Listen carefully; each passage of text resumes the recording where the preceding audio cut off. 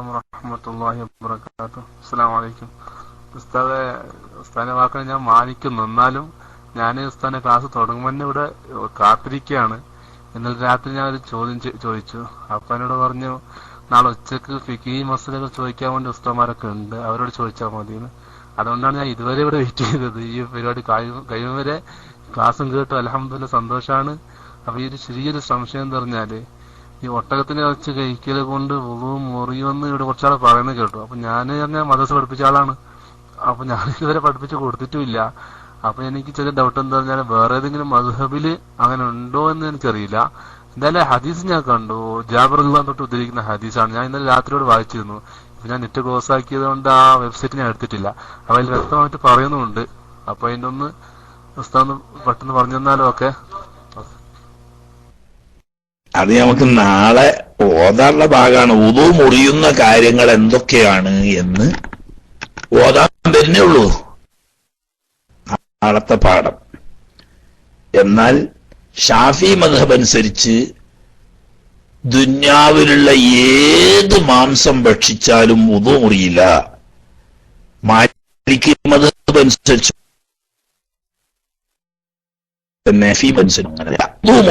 എന്തിനുണ്ട് അങ്ങനെ ഒരു അഭിപ്രായമുണ്ട്.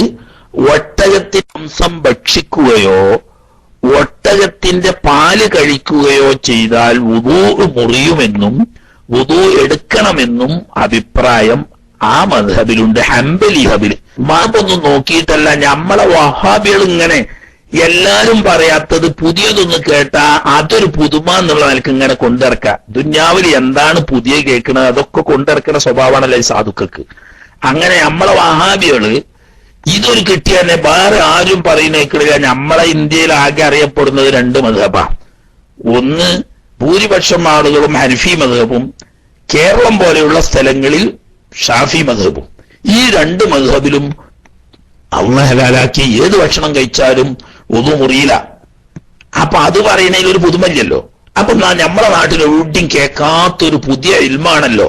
ഒട്ടകത്തിന്റെ മാംസോ പാലോ കഴിച്ചാൽ വുദു മുറിയും എന്ന് പറഞ്ഞാൽ നമ്മളെ നാട്ടിൽ ഒട്ടകമില്ല, അതുകൊണ്ട് തന്നെ ഒട്ടകത്തിന്റെ ഇറച്ചി അവിടെ കിട്ടുന്നില്ല. അത് വേറെ വിഷയം. നാട്ടിലൊരു ഒച്ചപ്പാടുണ്ടാക്കിയല്ലേ, ഇച്ചങ്ങൾക്ക് അതാണല്ലോ വേണ്ടത്. ഏത് പള്ളിയിൽ കാഷ്ടിച്ചിട്ടെങ്കിലും ജനശ്രദ്ധ നേടുക എന്ന് പറഞ്ഞതുപോലെ ആളുകളൊന്നും പറയാത്തതും ചെയ്യാത്തതൊന്നും പുതിയതൊന്നും പറഞ്ഞിട്ട് ഒരു ജനശ്രദ്ധ നേടുക എന്ന് പറയുന്ന ഒരു എന്തോ ഒരു വക്രബുദ്ധി അല്ലാഹു തആല നമ്മളെ വഹാബികൾക്ക് കൊടുത്തിട്ടുണ്ട്. കുറെയൊക്കെ മൗദൂദിയൊക്കെ ഉണ്ട്. അപ്പൊ അതൊക്കെ നമ്മളെ നാട്ടിൽ കേൾക്കാത്തൊരു ഇൽമാണല്ലോ എന്നുള്ള നിലക്ക് ഇങ്ങനെ പൊക്കി പൊടിച്ച് പറയണതാണ് ഒട്ടകത്തിന്റെ മാംസം കഴിച്ചാൽ വുദൂ മുറിയും എന്ന്. എന്നാൽ ഹംബലി മദ്ഹബിൽ അങ്ങനെ അഭിപ്രായമുണ്ട്. ഒരു ഹംബലി മദ്ഹബിനെ തഖ്ലീദ് ചെയ്തിട്ടാണെങ്കിൽ ഓക്കെ, നമുക്ക് കുഴപ്പമില്ല. ബാക്കി മൂന്ന് മദ്ഹബിലും അതുകൊണ്ട് വുദൂ മുറിയില്ല. എന്നാൽ പിന്നെ ആ ഹദീസിന്റെ പശ്ചാത്തലം പരിശോധിച്ചാൽ അറിയാം. ഹദീസ് സഹിഹ ഹദീസാണ്. ഈ ഹദീസിന്റെ പശ്ചാത്തലം മാംസം കഴിച്ചാൽ കയ്യും വായും നമ്മൾ കഴുകുന്നത് പോലെ അറബികൾ സാധാരണ കഴുകാറില്ല. അവർ കൈ തോർത്തി പോകലാണ്, മുഖം ഒന്ന് തുടക്കും, കഴുകലില്ല. എന്നാൽ അത് സംബന്ധമായ ഒരു ചർച്ച വന്നപ്പോൾ ആട്ടിന്റെ മാംസം കഴിക്കുകയോ ആട്ടിന്റെ പാല് കുടിക്കുകയോ ചെയ്താൽ അതുകൊണ്ട് കയ്യും വായും വൃത്തിയാക്കേണ്ടതുണ്ടോ എന്ന ചോദ്യത്തിന് ഇല്ല എന്ന് പറഞ്ഞപ്പം ഒട്ടകത്തിന്റെ മാംസം കഴിക്കുകയോ ഒട്ടകത്തിന്റെ പാല് കഴിക്കുകയോ ചെയ്താലോ അത് കഴുകണം എന്ന് ഉപദേശിച്ചു. വുദൂ രണ്ട് തരത്തിലുണ്ട്. ബാഹ്യമായി ഇസ്ലാം ശരീഅത്തനുസരിച്ച് പറഞ്ഞ ശറഇന്റെ മാനക്കുള്ള ഒരു വുദൂ ഉണ്ട്. അറബി ഭാഷാ പ്രകാരം അംഗശുദ്ധി വരുത്തുക എന്ന അർത്ഥത്തിനും ഉപയോഗിക്കാറുണ്ട്. ഇവിടെ ആ അർത്ഥത്തിനാണ്. അഥവാ ആട്ടിന്റെ മാംസമോ മറ്റു ഭക്ഷണങ്ങളോ കഴിച്ചാൽ വായും കൈയും കഴുകൽ നിർബന്ധമില്ല. എന്നാൽ ഒട്ടകത്തിന്റെ മാംസത്തിന് കൊഴുപ്പ് കൂടുതലുള്ളത് കൊണ്ട്, ആ പാലിനും കൂടുതൽ കൊഴുപ്പുള്ളത് കൊണ്ട് കയ്യും വായും കഴുകണം എന്നാണ് പറഞ്ഞതിനർത്ഥം എന്നാണ് ഇമാം ഷാഫിഈ റളിയല്ലാഹു തആല അൻഹു തങ്ങളും ഇമാം അബൂ ഹനീഫ റളിയല്ലാഹു തആല അൻഹു തങ്ങളും ഇമാം മാലിക് റഹ്മത്തുള്ളാഹി അലൈഹി തങ്ങളും ഈ മൂന്ന് ഇമാമിയങ്ങളും അത്രേ പറഞ്ഞിട്ടുള്ള ആ ഹദീസ് സഹീഹ് തന്നെയാണ്. പക്ഷെ ഹദീസ് കൊണ്ട് ഉദ്ദേശിക്കുന്നത് ഭാഷാർത്ഥത്തിലുള്ള വായും കയ്യും കഴുകുന്നതിനെ പറ്റിയാണ് പറയുന്നത്. അതല്ലാതെ ശറയിൽ പറയുന്ന വുദൂ അല്ല എന്നാണ് മൂന്ന് ഇമാമിയങ്ങളും പറഞ്ഞത്. എന്നാൽ ഇമാം അഹ്മദ് റഹ്മത്തുള്ളാഹി അലൈഹി പറയുന്ന അങ്ങനെയല്ല. ഉളു ചെയ്യണം. അതിന്റെ കാരണമൊന്നും നമുക്കറിയില്ല, എന്താണെന്നറിയില്ല. പറഞ്ഞ് ഉളു എന്ന് പറഞ്ഞാൽ സാധാരണ ഉളു തന്നെ. അപ്പൊ ഒട്ടകത്തിന്റെ മാംസമോ പാലോ കഴിച്ചാൽ ഉളു മുറിയും, അതുകൊണ്ട് ഉളു കൊടുക്കണം. ഇങ്ങനെയാണ് മദ്ഹബിന്റെ പ്രശ്നം. അപ്പോ ഹംബലി മദ്ഹബ് അനുസരിച്ച് ഒട്ടകത്തിന്റെ മാംസം കഴിക്കുകയോ പാല് കുടിക്കുകയോ ചെയ്താൽ ഉളു എടുക്കണം. ബാക്കി 3 മദ്ഹബ് അനുസരിച്ചും ഒട്ടകത്തിന്റെ പാല് കഴിച്ചാലും ഒട്ടകത്തിന്റെ മാംസം കഴിച്ചാലും ഉളു മുറിയില്ല, ഉളു എടുക്കൽ വുജൂബില്ല. എന്നാൽ കയ്യും വായും കഴുകൽ സുന്നത്താണ്. ഓക്കെ. അസ്സലാമു അലൈക്കും വറഹ്മത്തുള്ളാഹി വബറകാതുഹു. കേൾക്കുന്നുണ്ടോ ഉസ്താദേ? ഒരു ഈ നമ്മളെ എതിർകക്ഷികൾ പറയുന്ന അതിന്റെ എത്രമാത്രം ഇത് അടിസ്ഥാനം ഉണ്ടെന്നുള്ള അറിയാൻ വേണ്ടിയിട്ടാണ്. തയമ്മുമിൽ കൈമുട്ട് വരെ തടവേണ്ടതില്ലെന്നും കൈപ്പടം തടവുന്നതാണ് നിബിചര്യയെന്നും വിഭാഗം പ്രചരിപ്പിക്കുന്നുണ്ട്. ഇതിൽ എന്താണ് ഇത് ഹദീസിന് വല്ല അടിസ്ഥാനവും ഉണ്ടോ എന്നാണ്. ഹദീസല്ല, ഹദീസിന്റെ ഒരു സാരാംശമാണ് ഞാൻ പറഞ്ഞത്. അതിൽ വല്ല അടിസ്ഥാനം ഉണ്ടോ എന്നാണ് എനിക്കറിയേണ്ടത്. അമ്മയ്ക്കൂട്ടു. അസ്സലാമു അലൈക്കും വറഹ്മത്തുള്ളാഹി.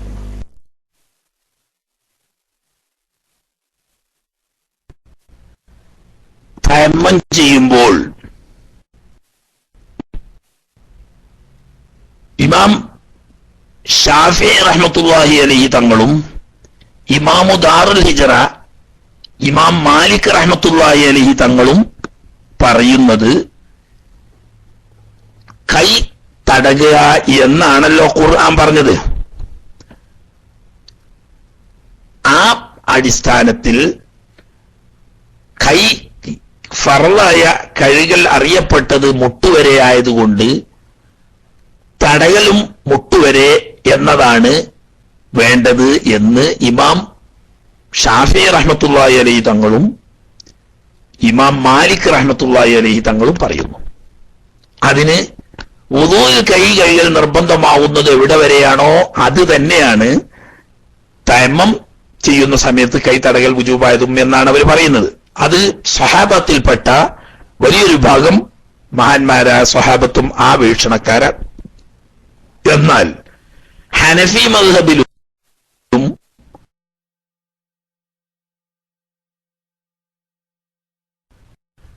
ഹംബലി മദ്ഹബിലും മുങ്കൈ തടകൽ മാത്രമേ വുജൂബുള്ളൂ.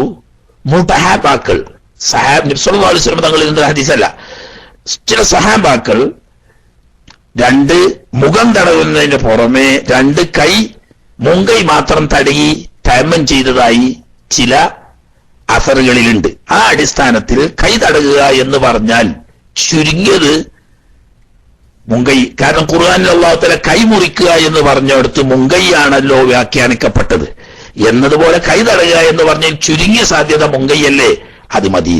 എന്നാൽ ഇമാം മാലിക് തങ്ങളും ഇമാം ഷാഫിഈ തങ്ങളും റളിയല്ലാഹു തആല അവർ രണ്ടുപേരും പറയുന്നത് കൈ കഴുകേണ്ടത് മുട്ടുവരെയാണല്ലോ, എന്നാൽ ഈ കഴുകുന്നതിന് പകരം ചെയ്യുന്ന തടവലും മുട്ടുവരെ വരെ തന്നെ വേണം എന്ന്. അങ്ങനെ മദ്ഹബ് തമ്മിൽ ചെറിയ വീക്ഷണ വ്യത്യാസമുള്ള സ്ഥലമാണ്. അതിൽ ഷാഫി മദ്ഹബും മാലിക്കി മദ്ഹബും മുട്ടുവരെ തടകൽ വുജൂബാണ് എന്ന് തന്നെ പറയുന്നത്. അതന്നെയാണ് സൂക്ഷ്മതയും. അതേ സമയത്ത് ഹനഫി മദ്ഹബിലും ഹംബലി മദ്ഹബിലും മുങ്കൈ തടകൽ വുജൂബും മുട്ടുവരെ തടകൽ സുന്നത്തുമാവുന്നു. ഓക്കെ. അസ്സലാമു അലൈക്കും വറഹ്മത്തുള്ളാഹി വബറകാതുഹു. മാഷാ അല്ലാഹ്, വളരെ നല്ലൊരു ക്ലാസ് ആയിരുന്നു സാറേ. പിന്നെ ഈ തയമ്മുമിന്റെ ഈ മുഖം കഴുകുമ്പോൾ ഉസ്താദെ ഈ മൂക്കിന്റെ താഴെയുള്ള ഭാഗം ആ തോട്ടന്റെ അടുത്ത് വരെ മുഴുവൻ സൂക്ഷിച്ച് കഴുകണമെന്ന് പറഞ്ഞു. ഉളുവെടുക്കുമ്പോൾ എല്ലാ വെള്ളവും മുഖത്താകുന്നത് പോലെ തന്നെ ഈ തയമ്മുമിന്റെ ഇത് ചെയ്യുമ്പോൾ ആ മണ്ണ് അതുപോലെ മുഴുവനും എത്തണം എന്നുണ്ടോ? അല്ല ഈ കൈ മാത്രം എല്ലാ സ്ഥലവും ആമായി ആവണോ?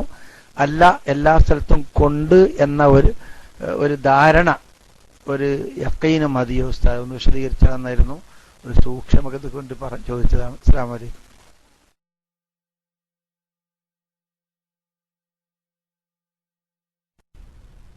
വലപത്തും മതി.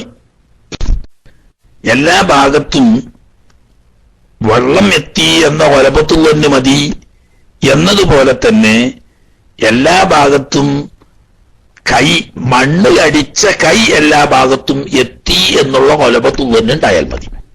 മണ്ണിലടിച്ച കൈ മുഖത്തിന്റെ എല്ലാ ഭാഗത്തും എത്തി എന്ന വലപത്തും തന്നെ ഉണ്ടായാൽ മതി. ആ ഒലബത്തുൽ തന്നെ ഉണ്ടാവണം എന്ന് പറയുമ്പോൾ അതിനാണ് മൂക്കിന്റെ മുൻവശം കൈ ഇങ്ങനെ തടകി വരുമ്പോൾ വെള്ളമാകുമ്പോൾ അവിടെ ഒലിച്ചെത്തും.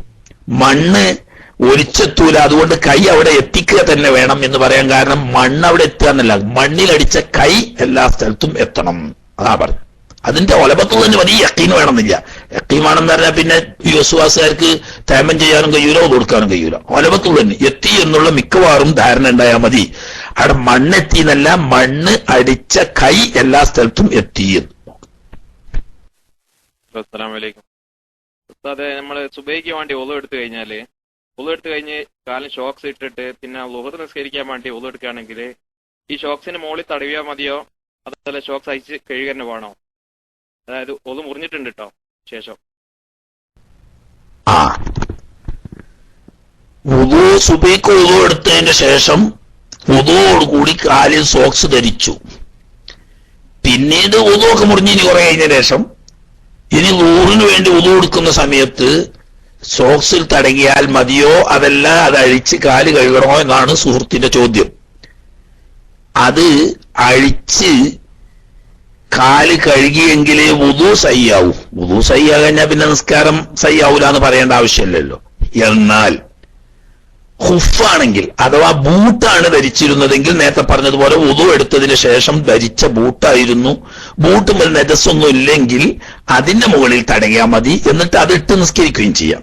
എന്നാൽ മറ്റൊരു ചെരുപ്പിന്റെയോ ഷൂവിന്റെയോ സഹായത്തോടു കൂടിയല്ലാതെ ഈ സോക്സ് മാത്രം ഇട്ടുകൊണ്ട് തന്റെ ആവശ്യങ്ങൾക്കുള്ള പോക്കുവരവുകൾക്ക് നടക്കാൻ പറ്റുന്ന നിലക്ക് ബലമുള്ളതും പുറത്തു വെള്ളമൊറ്റിച്ചാൽ കാലിലേക്ക് നനവെത്താത്തതുമായ ഒരു സോക്സ് ഉണ്ട് എന്ന് സങ്കല്പിക്കുകയാണെങ്കിൽ ആ സോക്സുമേൽ നേരത്തെ പറഞ്ഞതുപോലെ വുദു ചെയ്തതിനു ശേഷം ധരിച്ചതാണെങ്കിൽ രണ്ടാമത് വുദു മുറിഞ്ഞ് പിന്നീട് വുദു എടുക്കുന്ന സമയത്ത് അതിന്റെ മുകളിൽ തടകിയാൽ മതിയാവും.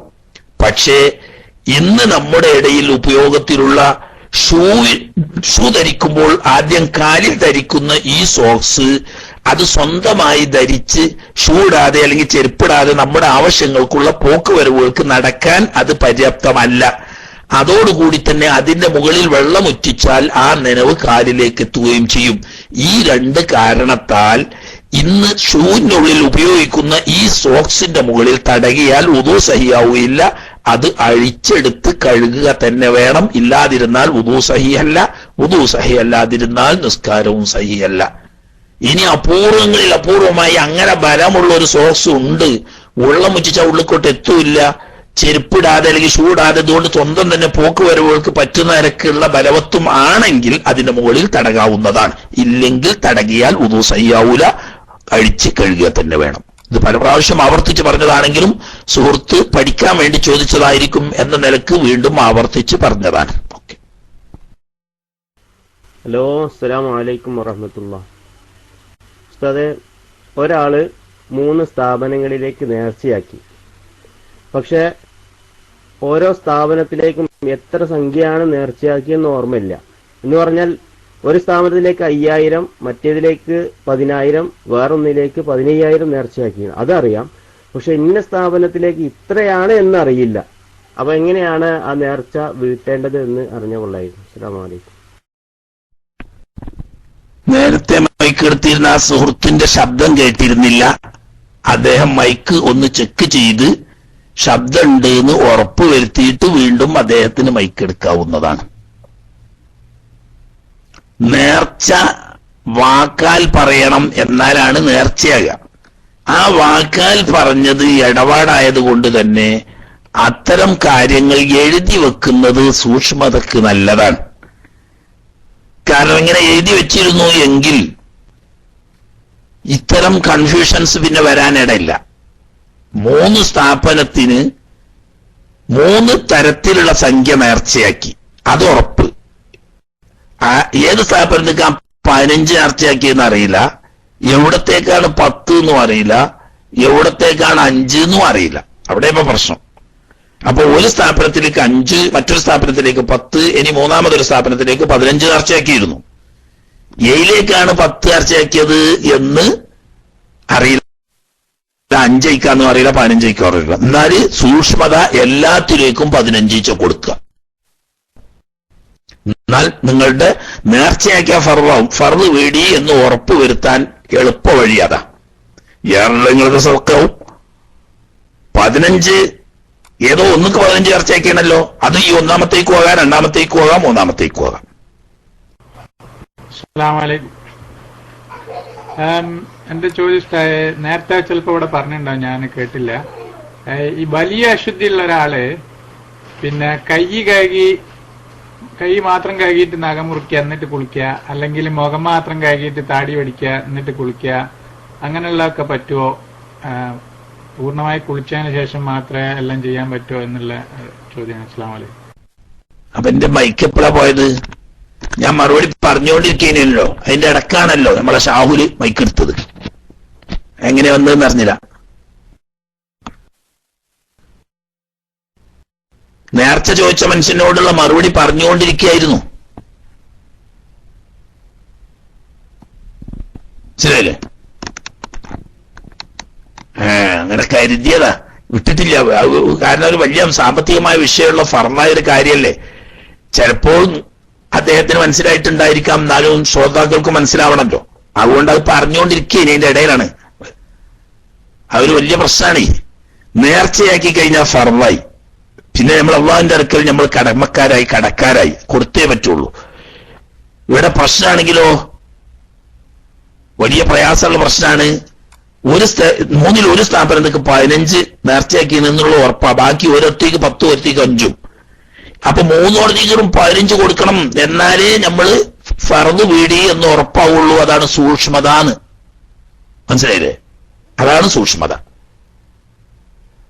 കാരണം എന്താ, ഒരിടത്തിൽ എന്തായാലും 15 ഉണ്ട്. ആ 15 അവന്റെ ഫർദ് വീടും. ബാക്കി ഒരുത്തിന് 10 ഉള്ളൂ ഫർദ്, 5 സദക്കയായിട്ട് പോകും, എന്നാലും അയാളെ ഫർദ് വീടും. വേറൊരുത്തേക്ക് 5 ഫർദ് ഉള്ളൂവെങ്കിലും 15 കൊടുത്താൽ ബാക്കി 10 സദക്കയാവും. അല്ലാത്ത ഇടത്തോളം, ഇന്ന സ്ഥലത്തേക്കാണ് 15 എന്ന് അറിയാത്ത ഇടത്തോളം 3 കൊടുത്തേക്കും 15 കൊടുത്താലേ ഉറപ്പായിട്ട് അയാളുടെ കടമ വീടുകയുള്ളൂ. കൂടുതലുള്ളത് സദക്കയായി പോകുന്നു മാത്രം. ഓക്കെ.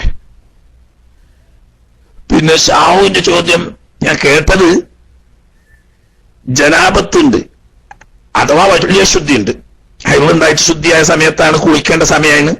അതല്ലെങ്കിൽ ജനാപത്തുണ്ട്, കുളിക്കുന്നതിന് മുമ്പ് വലിയ ശുദ്ധി ഉയർത്തുന്നു എന്ന നെയ്യത്തോടുകൂടി കൈ മാത്രം കഴുകി എന്നിട്ട് നഖം മുറിച്ചു, അല്ലെങ്കിൽ കൈയും കാലും കഴുകിയിട്ട് കയ്യിന്റെയും കാലിന്റെയും നഖം മുറിച്ചു, അതിന്റെ ശേഷം കുളിക്കുന്നു. അതല്ലെങ്കിൽ ജനാപത്തുകാരൻ നെയ്യത്തോടുകൂടി മുഖം കഴുകി എന്നിട്ട് മുഖം വൃത്തിയാക്കുന്നു, പിന്നീട് കുളിക്കുന്നു. അതിനൊരു കുഴപ്പമില്ല. പക്ഷേ ഈ കൈ കഴുകുന്ന സമയത്ത് അല്ലെങ്കിൽ കാല് കഴുകുന്ന സമയത്ത്, അതുപോലെ തന്നെ മുഖം കഴുകുന്ന സമയത്ത് വലിയ ശുദ്ധിയെ ഉയർത്തുന്നു അല്ലെങ്കിൽ ജനാബത്ത് കുളിക്കുന്നു എന്ന നെയ്യത്തോടു കൂടിയാവണം. കാരണം അവിടെ തർത്തീബ് മുവാലാത്ത് നിർബന്ധമില്ല ഇത്.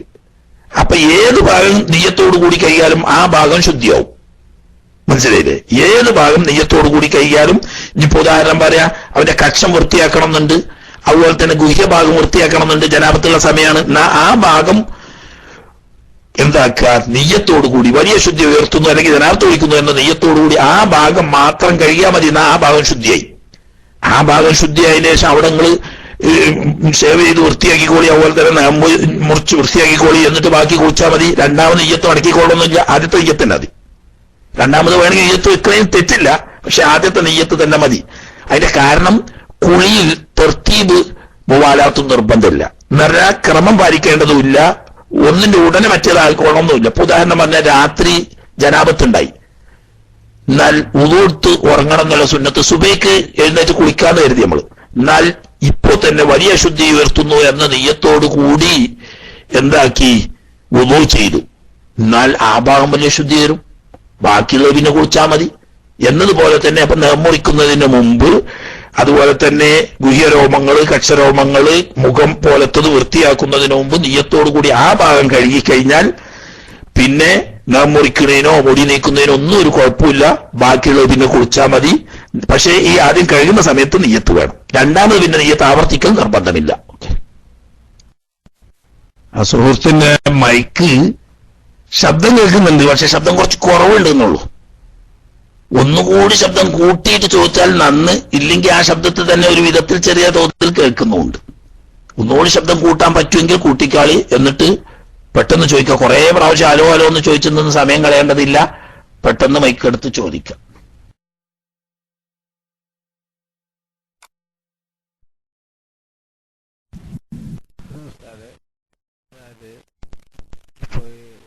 സൗദിയിലൊക്കെ ഇറങ്ങുന്ന ഈ മാംസങ്ങൾ, ബീഫ്, ചിക്കന് പോലത്തെ സാധനങ്ങൾ, അതൊക്കെ ഇവിടെ എത്തുന്നത് അത് ഹലാലായ രീതിയിൽ അറുത്തതാണോ അതോ അതല്ല?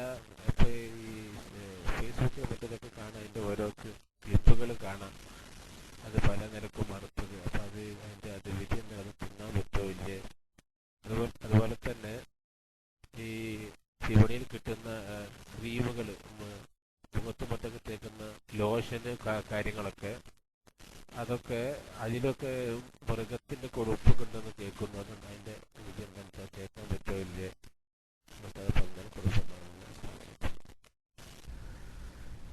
നമ്മൾ പലപ്പോഴും വിശദമായി പറഞ്ഞ ഭാഗമാണ്.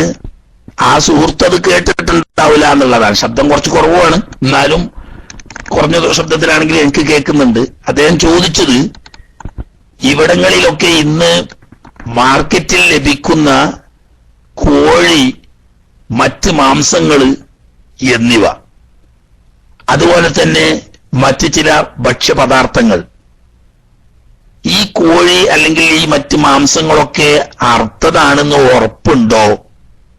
അതല്ല, ചില ഫേസ്ബുക്കുകളിലും മറ്റുമൊക്കെ ചില ക്ലിപ്പ് കാണാൻ ഞമ്മക്കൊന്നും ഒരു തൃപ്തികരമല്ലാത്ത, ഹലാലല്ലാത്ത രീതിയിൽ കാണുന്ന ചില ക്ലിപ്പുകൾ കാണാം. അതനുസരിച്ച് നമ്മൾ എന്താ ചെയ്യുക? ഇത് വാങ്ങി ഭക്ഷിക്കാൻ പറ്റുമോ എന്നതാണ് ഒരു ചോദ്യം. അദ്ദേഹത്തിനോട് പറയാനുള്ളത്, പ്രത്യക്ഷത്തിൽ നമ്മളിപ്പോ അത് നേരിൽ പോയി കാണുന്നില്ല, തന്നെയല്ല ഊഹാപോഹങ്ങൾ പലതും നടക്കുന്നുമുണ്ട്. എന്നാലും ബാഹ്യമായി ഹലാലായ നിലക്ക് അറുക്കപ്പെട്ടതാണ് എന്ന് അതിന്റെ പേക്കിൽ തന്നെ അച്ചടിച്ചു വരുന്നു. പ്രത്യേകിച്ച് സൗദി അറേബ്യ പോലെയുള്ള മുസ്ലിം രാജ്യങ്ങളിൽ ഹലാലായതേ വിൽക്കാവൂ എന്ന് നിബന്ധന വെക്കുന്നും ഉണ്ട്. അതനുസരിച്ച് ഇവിടത്തെ ഉത്തരവാദപ്പെട്ട ഭരണാധികാരികളുടെ പരിശോധനയ്ക്ക് വിധേയമായി ഹലാലാണെന്ന് ധാരണയുള്ളതാണ് ഇവിടെ ഇറക്കുമതി ചെയ്യുന്നത്. അതുകൊണ്ട് പ്രത്യക്ഷത്തിൽ അത് ഹലാലാണ്, അത് ഉപയോഗിക്കൽ മുസ്ലിങ്ങൾക്ക് ജായിസാണ്. എന്നാൽ സൂക്ഷ്മതയ്ക്ക് വേണ്ടി ഒരാൾ അത് ഉപയോഗിക്കുന്നില്ലെങ്കിൽ അയാളെ ആക്ഷേപിക്കേണ്ടതില്ല. എന്ന് പറഞ്ഞാൽ എല്ലാവരും അത് കഴിച്ചോളൂന്നൊന്നും പറയേണ്ടതില്ല, കഴിക്കുന്നതിന് തെറ്റില്ല. അത് തന്നെയാണ് രണ്ടാമത്തെ ചോദ്യത്തിനും പറയാനുള്ളത്.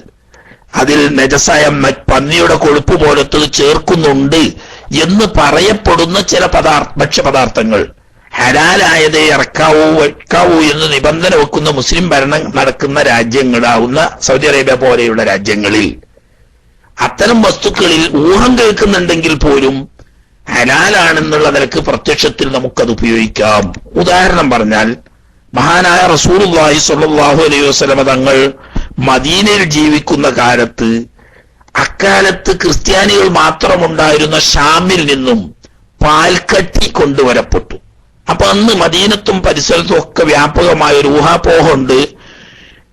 ഈ ഷാമുകാര് പാൽക്കട്ടി ഉറപ്പിക്കുന്നത് ഈ പന്നിയുടെ കൊഴുപ്പ് കൂട്ടിയിട്ടാണ്. അങ്ങനെ ഊഹാപോഹം, അങ്ങനെ ഒരു കിംവദന്തി നടക്കുന്നുണ്ട്. പ്രത്യേകിച്ച് അവർ മുസ്ലിങ്ങളല്ല, ക്രിസ്ത്യാനികളാണ് അന്ന് ഷാമുകാരൊക്കെ. ക്രിസ്ത്യാനികൾ മാത്രം താമസിക്കുന്ന ഷാമിൽ പന്നിക്കൊഴുപ്പ് ഉപയോഗിച്ചുകൊണ്ടാണ് പാൽക്കെട്ടി നിർമ്മിക്കുന്നത് എന്ന ഊഹാപോഹം നടക്കുന്നുണ്ടെങ്കിലും, അങ്ങനെ ഷാമിൽ നിന്നുള്ള ഒരു പാൽക്കട്ടി ഹദിയായി ലഭിച്ചപ്പോൾ നബി സല്ലല്ലാഹു അലൈഹി വസല്ലം തങ്ങൾ അവരോട്, ഇത് നിങ്ങൾ പാൽക്കട്ടിയായി ഉറപ്പിക്കുന്ന സമയത്ത് ഇതിൽ പന്നിക്കൊഴുപ്പ് കൂട്ടിയിട്ടുണ്ടോ എന്ന് അന്വേഷിച്ചിട്ടില്ല, അത് വാങ്ങി ഉപയോഗിച്ചിട്ടുണ്ട്. അപ്പോ ഈ അടിസ്ഥാനത്തിൽ അങ്ങനെ ഊഹാപോഹം നടക്കുന്നു എന്നതുകൊണ്ട് മാത്രം എവിടെയെങ്കിലും ഫേസ്ബുക്കിലില്ലാത്ത ഒരു ഫിത്നയും ഫസാദും ബാക്കിയില്ല. അക്കൂട്ടത്തിൽപ്പെട്ട ഒരു ഫസാദാണെന്ന് വെച്ചിട്ട് ഒരാൾ അത് ഉപയോഗിക്കുകയാണെങ്കിൽ അത് ഹലാലാണ്. എന്നാൽ സൂക്ഷ്മതയ്ക്ക് വേണ്ടി ഒരാൾ അത് ഉപയോഗിക്കുകയാണെങ്കിൽ അതിന് വിരോധവും ഇല്ല. ഓക്കെ,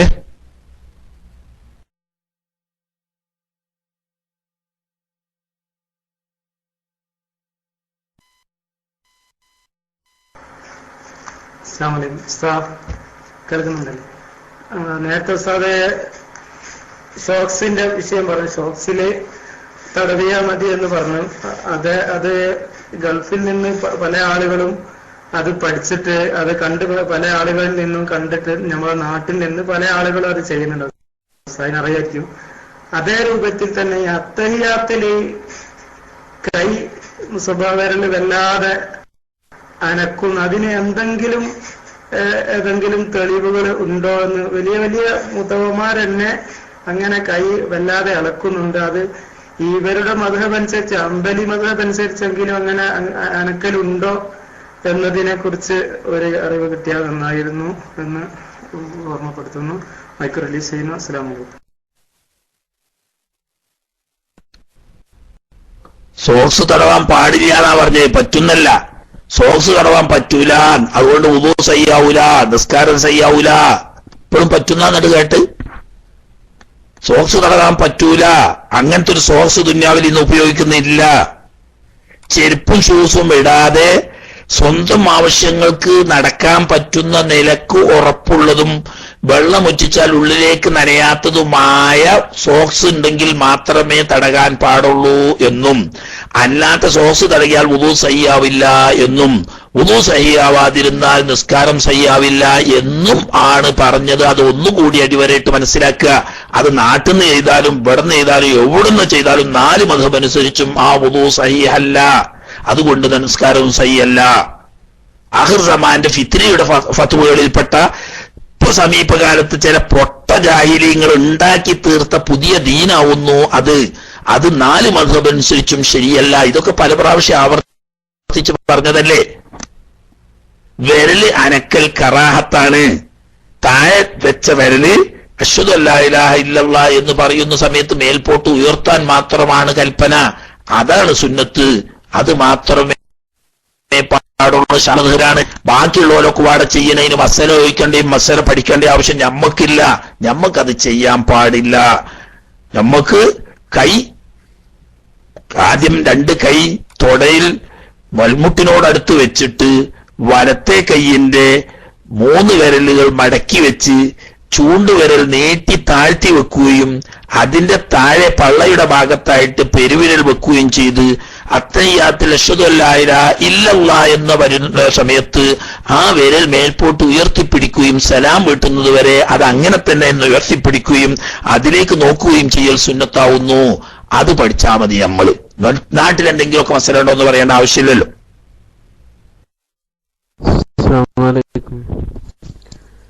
ഹലോ, ഒരു സംശയം ചോദിക്കാനാണ്. അതായത് ഇപ്പൊ വലിയ ശുദ്ധിയില്ലപ്പോ ഷവറിന്ന് കുളിക്കുന്നതും പിന്നെ ഷവറില്ലാതെ പുറത്തുനിന്ന് വെള്ളം മുക്കി ഒഴിച്ച് കുളിക്കുന്നതും അതൊന്ന് രണ്ടും ഒന്ന് വിശദീകരിച്ചു തന്ന നന്നായിരുന്നു. ഇപ്പോ ബക്കറ്റിന്ന് വെള്ളം ഒഴിച്ചു കുടിക്കുമ്പോ അതിലേക്ക് തെറിക്കാൻ സാധ്യതയൊക്കെ ഇല്ലേ? അപ്പോ ഷവർന്നാവുമ്പോ അത് 2 ദിവസം ഒന്ന് വിശദീകരിച്ചു തന്ന നന്നായിരുന്നു. അസ്സലാമു അലൈക്കും.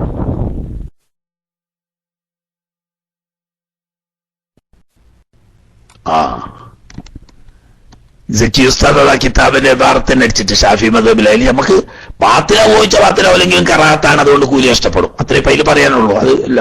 ഇപ്പൊ ചോദിച്ച ആള് ചോദിച്ചത് കുളിക്കുമ്പോ വലിയ ശുദ്ധിയിൽ നിന്ന് കുളിക്കുമ്പോ ഷവറിന്റെ വീട്ടിൽ നിന്നിട്ട് കുളിക്കുക, ബക്കറ്റിൽ നിന്നിട്ട് കോരി ഒഴിച്ചിട്ട് കുളിക്കുക, ഇത് തമ്മില് ഷവറിൽ നിന്നാകുമ്പോ പിന്നെ പേടിക്കാനില്ല. വെള്ളം ഇങ്ങനെ ഒലിച്ചു വരികയായിരിക്കും. നമ്മൾ നിയ്യത്ത് ചെയ്ത് അതിന്റെ താഴെ നിന്ന് കൊടുത്താൽ ശരീരം 1 പ്രാവശ്യം നനഞ്ഞ് ഫർദ് വീടി പിന്നെ കൈ തേക്കുകയും 3 പ്രാവശ്യം ആക്കുകയൊക്കെ ചെയ്യൽ സുന്നത്തുണ്ട്. അവിടെ പിന്നെ വെള്ളം തെറിക്കുന്ന മുസ്തഅമലാവുന്നതും പ്രശ്നമില്ല. ബക്കറ്റിൽ നിന്ന് കോരി കുളിക്കുമ്പോൾ എപ്പോഴും അല്പം ഉയരമുള്ള സ്ഥലത്ത് കയറ്റി വെക്കാൻ ശ്രദ്ധിക്കുന്നത് നല്ലതാണ്. ബക്കറ്റ് താഴെ ബക്കറ്റ് വെച്ച് അതിൽ നിന്നിട്ട് കോരിയെടുത്ത് കുളിക്കുമ്പോൾ ഒന്ന് നമ്മുടെ ശരീരത്തിൽ നിന്നിട്ട് വെള്ളം അങ്ങോട്ട് തെറിക്കും എന്ന് മാത്രമല്ല, 2ാമത്തെ പ്രാവശ്യം വെള്ളം കോരാൻ വേണ്ടിയിട്ട് കുനിയുമ്പോൾ നമ്മുടെ ദേഹത്തിൽ നിന്നും കയ്യിൽ നിന്നും ഒക്കെ ഫർദിൽ ഉപയോഗിക്കപ്പെട്ട വെള്ളം അതിലേക്ക് രണ്ടാമത് എത്താൻ സാധ്യത വളരെ കൂടുതലാണ്. അപ്പൊ അത് കുറക്കാൻ വേണ്ടിയിട്ട് ഈ ബക്കറ്റ് അല്പം ഉയരമുള്ള സ്ഥലത്ത് കയറ്റി വെക്കുകയും ശരീരത്തിൽ ഫർദിൽ ഉപയോഗിക്കപ്പെട്ട വെള്ളം അതിലേക്ക് കൂടുതലായി തെറിക്കാതിരിക്കാൻ വേണ്ടി സൂക്ഷിക്കുകയും ചെയ്യേണ്ടതാണ്. എന്നാൽ 10-12 ലിറ്റർ കൊള്ളുന്ന ഒരു ബക്കറ്റിലേക്ക് കുളിക്കുന്ന സമയത്ത് ശരീരത്തിൽ നിന്ന് 2-4 തുള്ളി വെള്ളമൊക്കെ തെറിച്ചു എന്നതുകൊണ്ട് വെള്ളം മുസ്തഅമലാവൂല, ആ വെള്ളം ഉപയോഗിക്കാൻ പറ്റാതെ ആവൂല. മറിച്ച് ഈ തെറിച്ച വെള്ളം ഒരു നിറമുള്ള വസ്തുവോ മിതമായ വാസനയുള്ള വസ്തുവോ മിതമായ രുചിയുള്ള വസ്തുവായ സങ്കല്പിച്ചാൽ അത്രയും നിറമുള്ള മണമുള്ള രുചിയുള്ള വസ്തു ഈ വെള്ളത്തിൽ കലർന്നാൽ ഈ വെള്ളം അതുകൊണ്ട് നിറം മാറാൻ, വാസന മാറാൻ, രുചി മാറാൻ കാരണമാവുന്ന അത്രയും തെറിച്ചെങ്കിലേ വെള്ളം മുസ്തഅമലാവുള്ളൂ. അപ്പൊ ചുരുക്കത്തിൽ ഒരു 5-10 തുള്ളി വെള്ളം അല്ലെങ്കിൽ ഒരു 10-15 തുള്ളി വെള്ളമൊക്കെ ശരീരത്തിൽ നിന്ന് ഈ 10 ലിറ്റർ വെള്ളമുള്ള ബക്കറ്റിലേക്ക് തെറിച്ചു എന്നതുകൊണ്ട് ബക്കറ്റിലുള്ള വെള്ളം മുസ്തഅമലാവൂല. എന്നാൽ താഴെ വെച്ചാൽ അങ്ങനെയല്ല, ശരീരത്തിൽ നിന്നിട്ട് ഒന്നായി തെറിച്ചു വീഴാനും അതുപോലെ രണ്ടാമത് കോരാൻ വേണ്ടിയിട്ട് നമ്മൾ കുനിയുമ്പോൾ വെള്ളം അതിലേക്ക് ഒലിക്കാനും ഒക്കെ സാധ്യത കൂടുതലുള്ളത് കൊണ്ട് അത് ഒഴിവാക്കാൻ വേണ്ടിയിട്ട് അല്പം ഉയരമുള്ള സ്ഥലത്ത് വെച്ച് സൂക്ഷിച്ച് കുളിക്കുന്നത് നല്ലതാണ്. ഷവറിലാവുമ്പോൾ പിന്നെ ആ പ്രശ്നമില്ല. പക്ഷെ എല്ലായിടത്തും ഷവർ ഉണ്ടാവില്ലല്ലോ. ബക്കറ്റിൽ നിന്നും കുളിക്കുക, ഒന്ന് സൂക്ഷ്മത പാലിച്ചാൽ മതി, കുഴപ്പമില്ല. ഓക്കെ. ഹലോ, അസ്സലാമു അലൈക്കും.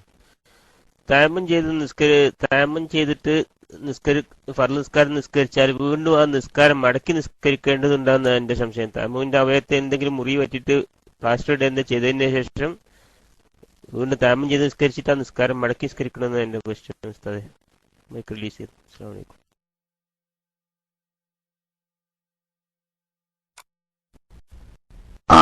കാര്യമായ ഒരു ചോദ്യമാണ് ഇപ്പൊ ഇന്നത്തെ തയമ്മത്തിന്റെ ബാബിൽ വന്നൊരു പ്രധാനപ്പെട്ട ചോദ്യം. ഇപ്പൊ ആ ചോദ്യമേ ഉള്ളൂ. കുറച്ച് വിശദീകരണം ആവശ്യമുള്ള ചോദ്യമാണ്. കൂടുതൽ വിശദീകരണം മനസ്സിലാക്കാൻ നല്ലത് ഖുലാസയുടെ നമ്മളെ ദർസ് മുമ്പ് നടന്നത് നമ്മുടെ സൈറ്റിലുണ്ടാവും. ആ തയമ്മന്റെ ബാബ് ഒന്ന് പരിശോധിച്ചാൽ വിശദമായി കിട്ടും. ഇപ്പോൾ ചുരുക്കി ഞാൻ പറഞ്ഞുതരാം. വുദൂഇന്റെ അവയവങ്ങളിൽ തയമ്മത്തിന്റെ അവയവം ആയതുകൊണ്ട് അല്ലാത്തതുകൊണ്ട്, അഥവാ മുഖവും 2 കൈയും വുദൂഇന്റെ അവയവവും ആണ്, തയമ്മത്തിന്റെ അവയവവും ആണ്. അതേസമയത്ത് തലയും കാലും വുദൂഇന്റെ അവയവമാണ്, തയമ്മത്തിന്റെ അവയവമല്ല. തയമ്മത്തിന്റെ അവയവത്തിൽ വെള്ളം നനക്കാൻ പറ്റാത്ത അവസ്ഥ, അഥവാ മുഖത്തിലോ കയ്യിലോ വെള്ളം നനക്കാൻ പറ്റാത്ത അവസ്ഥ ഉണ്ടായതിന്റെ പേരിൽ തയമ്മം ചെയ്ത് നിസ്കരിച്ചാൽ പിന്നീട് ആ രോഗം മാറിയതിനു ശേഷം ആ നിസ്കാരം മടക്കി നിസ്കരിക്കണം. അതിന് കാരണം വുദൂ പൂർത്തിയായിട്ടില്ല, തയമ്മവും പൂർത്തിയായിട്ടില്ല എന്നതാണ്. എന്നാൽ നിസ്കരിക്കും വേണം. കാരണം വുദൂവിന്റെ അവയവം തയമ്മായതോടുകൂടി തയമ്മത്തിന്റെ അവയവമാണല്ലോ കൈ. ഇപ്പൊ കയ്യുമ്മൽ പ്ലാസ്റ്റർ ഇട്ടിരുന്നു, ഒരു കൈ കഴുകി മറ്റേ കയ്യുമ്മൽ പ്ലാസ്റ്ററാണ്, അപ്പൊ തയമ്മം ചെയ്തു. തയമ്മം ചെയ്താല് തയമ്മവും തന്നെ കയ്യുമ്മ പറ്റണില്ലല്ലോ, പ്ലാസ്റ്ററിന്റെ മുകളിലല്ലേ. അപ്പോ നിസ്കാരം സഹിയാവും, പക്ഷെ പിന്നീട് മടക്കി നിസ്കരിക്കണം. ഇനി തയമ്മത്തിന്റെ അവയവത്തിൽ അല്ല, ബാക്കി വുദൂവിന്റെ അവയവത്തിൽ, അപ്പൊ ഉദാഹരണം കാലുമ്മലാണ്. എന്നാൽ ഈ പ്ലാസ്റ്റർ ഇടുന്നതിന് മുമ്പ് വുദൂ എടുത്തിരുന്നു, എന്നിട്ട് ഫർളായ സ്ഥലത്ത് അത്യാവശ്യമുള്ള സ്ഥലേ മറച്ചിട്ടുള്ളൂ എങ്കിൽ തയമ്മം ചെയ്ത് നിസ്കരിച്ചാൽ പിന്നീട് മടക്കി നിസ്കരിക്കേണ്ടതില്ല. ഇനി അങ്ങനെയല്ല, ആവശ്യത്തിൽ കൂടുതൽ ഈ തകരാറുള്ള സ്ഥലം അല്ലാതെ ആവശ്യത്തിൽ കൂടുതലുള്ള സ്ഥലം, ഒരുപാട് സ്ഥലം മറഞ്ഞിട്ടുണ്ട്, അതല്ലെങ്കിൽ ഈ പ്ലാസ്റ്റർ പോലത്തെ മറ വെക്കുന്ന സമയത്ത് വുദൂ ഇല്ലായിരുന്നു, എന്നാലും മടക്കി നിസ്കരിക്കണം. ഇങ്ങനെയാണ് ഷാഫി മദ്ഹബിലെ മുഅ്തമദായ ഖൗല്. എന്നാൽ ഇമാം നവവി റഹ്മത്തുള്ളാഹി അലൈഹി തങ്ങൾ മുഖ്താറാക്കിയ ഒരു അഭിപ്രായമുണ്ട്. ചെയ്യാൻ പറ്റുന്നിടത്തോളം കഴുകാൻ പറ്റുന്ന ഭാഗങ്ങൾ കഴുകുകയും തടയേണ്ടത് വെള്ളം കൊണ്ട് തടയാൻ പറ്റുന്ന മറന്റെ മുകളിൽ വെള്ളം കൊണ്ട് തടകുകയും എന്നിട്ട് തയമ്മം ചെയ്ത് നിസ്കരിക്കുകയും ചെയ്താൽ പിന്നീട് അത് മടക്കി നിസ്കരിക്കേണ്ടതില്ല എന്ന് ബഹുമാനപ്പെട്ട ഇമാം നവവി റഹ്മത്തുള്ളാഹി അലൈഹി തങ്ങൾ മുഖ്താറാക്കിയതായ ഒരു അഭിപ്രായം ഷറഹുൽ മുഅദ്ദബിലുണ്ട്. ബുദ്ധിമുട്ടുന്ന സമയത്ത് അതനുസരിച്ച് അമൽ ചെയ്യാവുന്നതാണ്. എന്നാൽ സൂക്ഷ്മത മടക്കി നിസ്കരിക്കലാണ്. ഓക്കെ.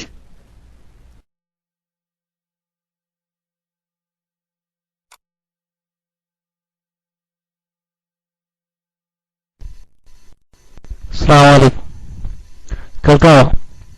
ഉസ്താദെ, ജമാഅത്തായിട്ട് നിസ്കരിക്കുന്ന അവസരത്തിൽ പള്ളിയിലല്ലാത്ത സ്ഥലത്ത് 2 റൂമിൽ വെച്ചാണ് ജമാഅത്തായിട്ട് നിസ്കരിക്കുന്നത്. അപ്പോൾ ഒരു ഇമാമിനെ കാണുകയോ അല്ലെങ്കിൽ ഇമാമിനെ കണ്ടവരെ കാണുകയോ എന്നുള്ളൊരു മസല ഉണ്ടല്ലോ.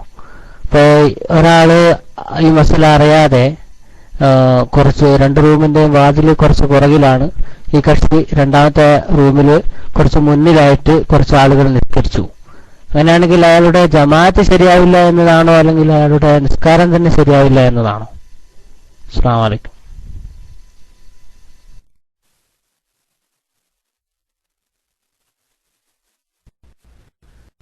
നിസ്കാരം തന്നെ സഹിയാവില്ല എന്നുള്ളതാണ് ഹബീബ്. ജമാഅത്ത് സഹിയാവില്ല എന്നല്ല. ജമാഅത്ത് സഹിയാകാൻ 27 ദർജ ഉള്ളൂ. ഇവിടെ നിസ്കാരം തന്നെ സഹിയല്ല, 2ാമത് മടക്കി നിസ്കരിക്കേണ്ടതാണ് എന്നാണ് ഷാഫി മദ്ഹബ്. മനസ്സിലായില്ലേ? ആ ഭാഗം ജമാഅത്തിന്റെ ബാബിൽ വിശദമായി നമുക്ക് വരും. പക്ഷെ ഇതിന് കുറെ കാലം കഴിയും. നമ്മളിപ്പോ തുടങ്ങിയിട്ടല്ലേ ഉള്ളൂ. ജമാഅത്തിന്റെ ബാബിൽ വളരെ വിശദമായി അക്കാര്യം പറഞ്ഞിട്ടുണ്ട്. അതായത് പള്ളിയിലല്ലെങ്കിൽ, അഥവാ ഒരാൾ പള്ളിയിലും ഒരാൾ പുറത്തുമാണെങ്കിൽ, അല്ലെങ്കിൽ 2ആളും പള്ളിയല്ലാത്ത 2 റൂമുകളിലാണെങ്കിൽ വളരെ വിശദമായി പഠിക്കേണ്ട വിഷയമാണ്. പള്ളികളിൽ തന്നെ വ്യാപകമായി വരുന്നൊരു വിഷമുണ്ട് നമ്മളെ സൗദി അറേബ്യയിലൊക്കെ. അതായത് ഇമാമ് പള്ളിയിലേക്കാരം, കുറെ ആളുകൾ പുറത്തുണ്ടാവും. ഇങ്ങനെ പള്ളിയിലുള്ള ഇമാമിനെ പള്ളി അല്ലാത്ത പുറത്തുള്ള ആളുകൾ തുടരണമെങ്കിൽ ബേക്കിൽ, അതായത് പള്ളിയുടെ ബേക്കിൽ ഇമാമ മുന്നിലായിട്ട് ഇങ്ങനെ വന്ന് പള്ളി ലാസ്റ്റ് വരെ കഴിഞ്ഞ് ബേക്കിൽ നിൽക്കുന്നവൻ ഈ അവസാനത്തെ സൊഫിന്റെയും ഈ പുറത്തു നിൽക്കുന്ന ഫസ്റ്റ് സൊഫിന്റെയും ഇടയിൽ 300 മുഴത്തേക്കാൾ അകലമില്ലാതിരിക്കുക.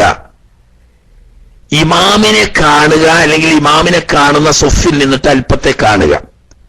അതിന്റെ പുറമെ ഖിബിലയിൽ നിന്ന് തെറ്റാതെ സാധാരണഗതിയിൽ ഇമാമിന്റെ അടുത്തേക്ക് ചെന്ന് ചേരാൻ പറ്റുക.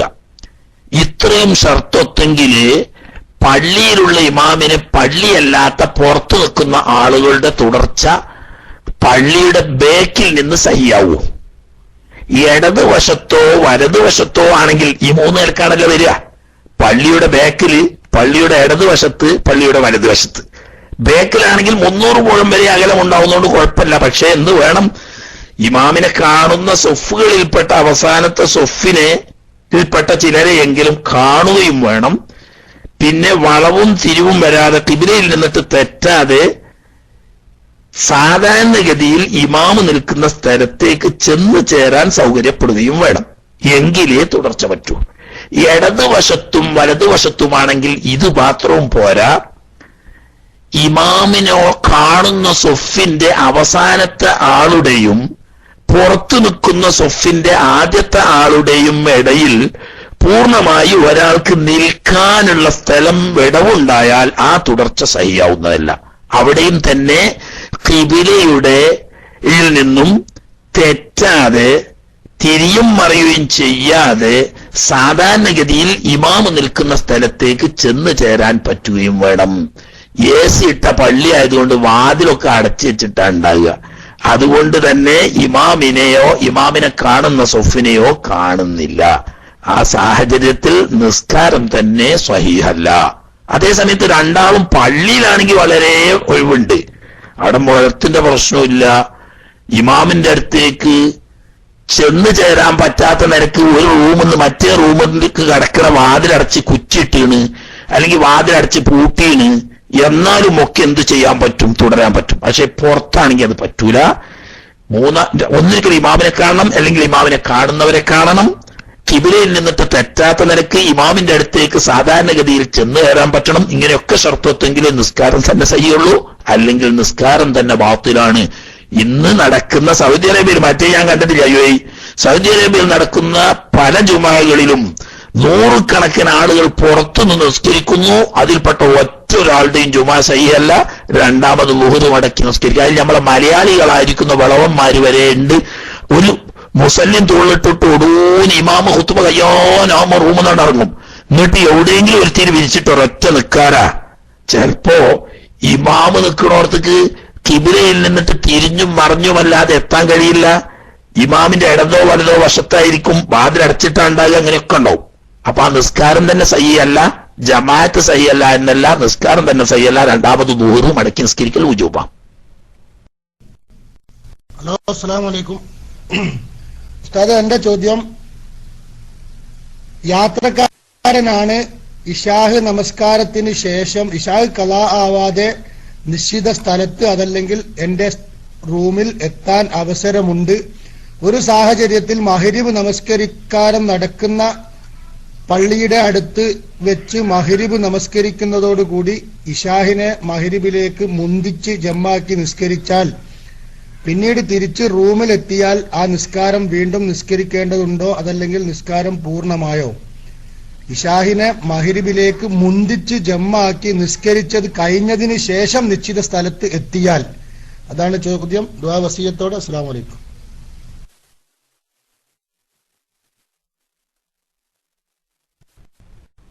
വഅലൈക്കും അസ്സലാം. അല്ലാഹു തആല ഖൈർ ചെയ്യട്ടെ.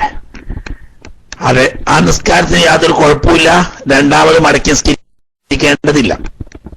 മുന്തിച്ച് ജമ്മാക്കുമ്പോ ഒത്തിരി ഷർത്തുള്ളൂ എന്ന് വെച്ചാല്, ഒന്നാമത്തെ നിസ്കാരം നടക്കുന്ന സമയത്ത് നമ്മൾ ജമാഅത്തിലാണ്.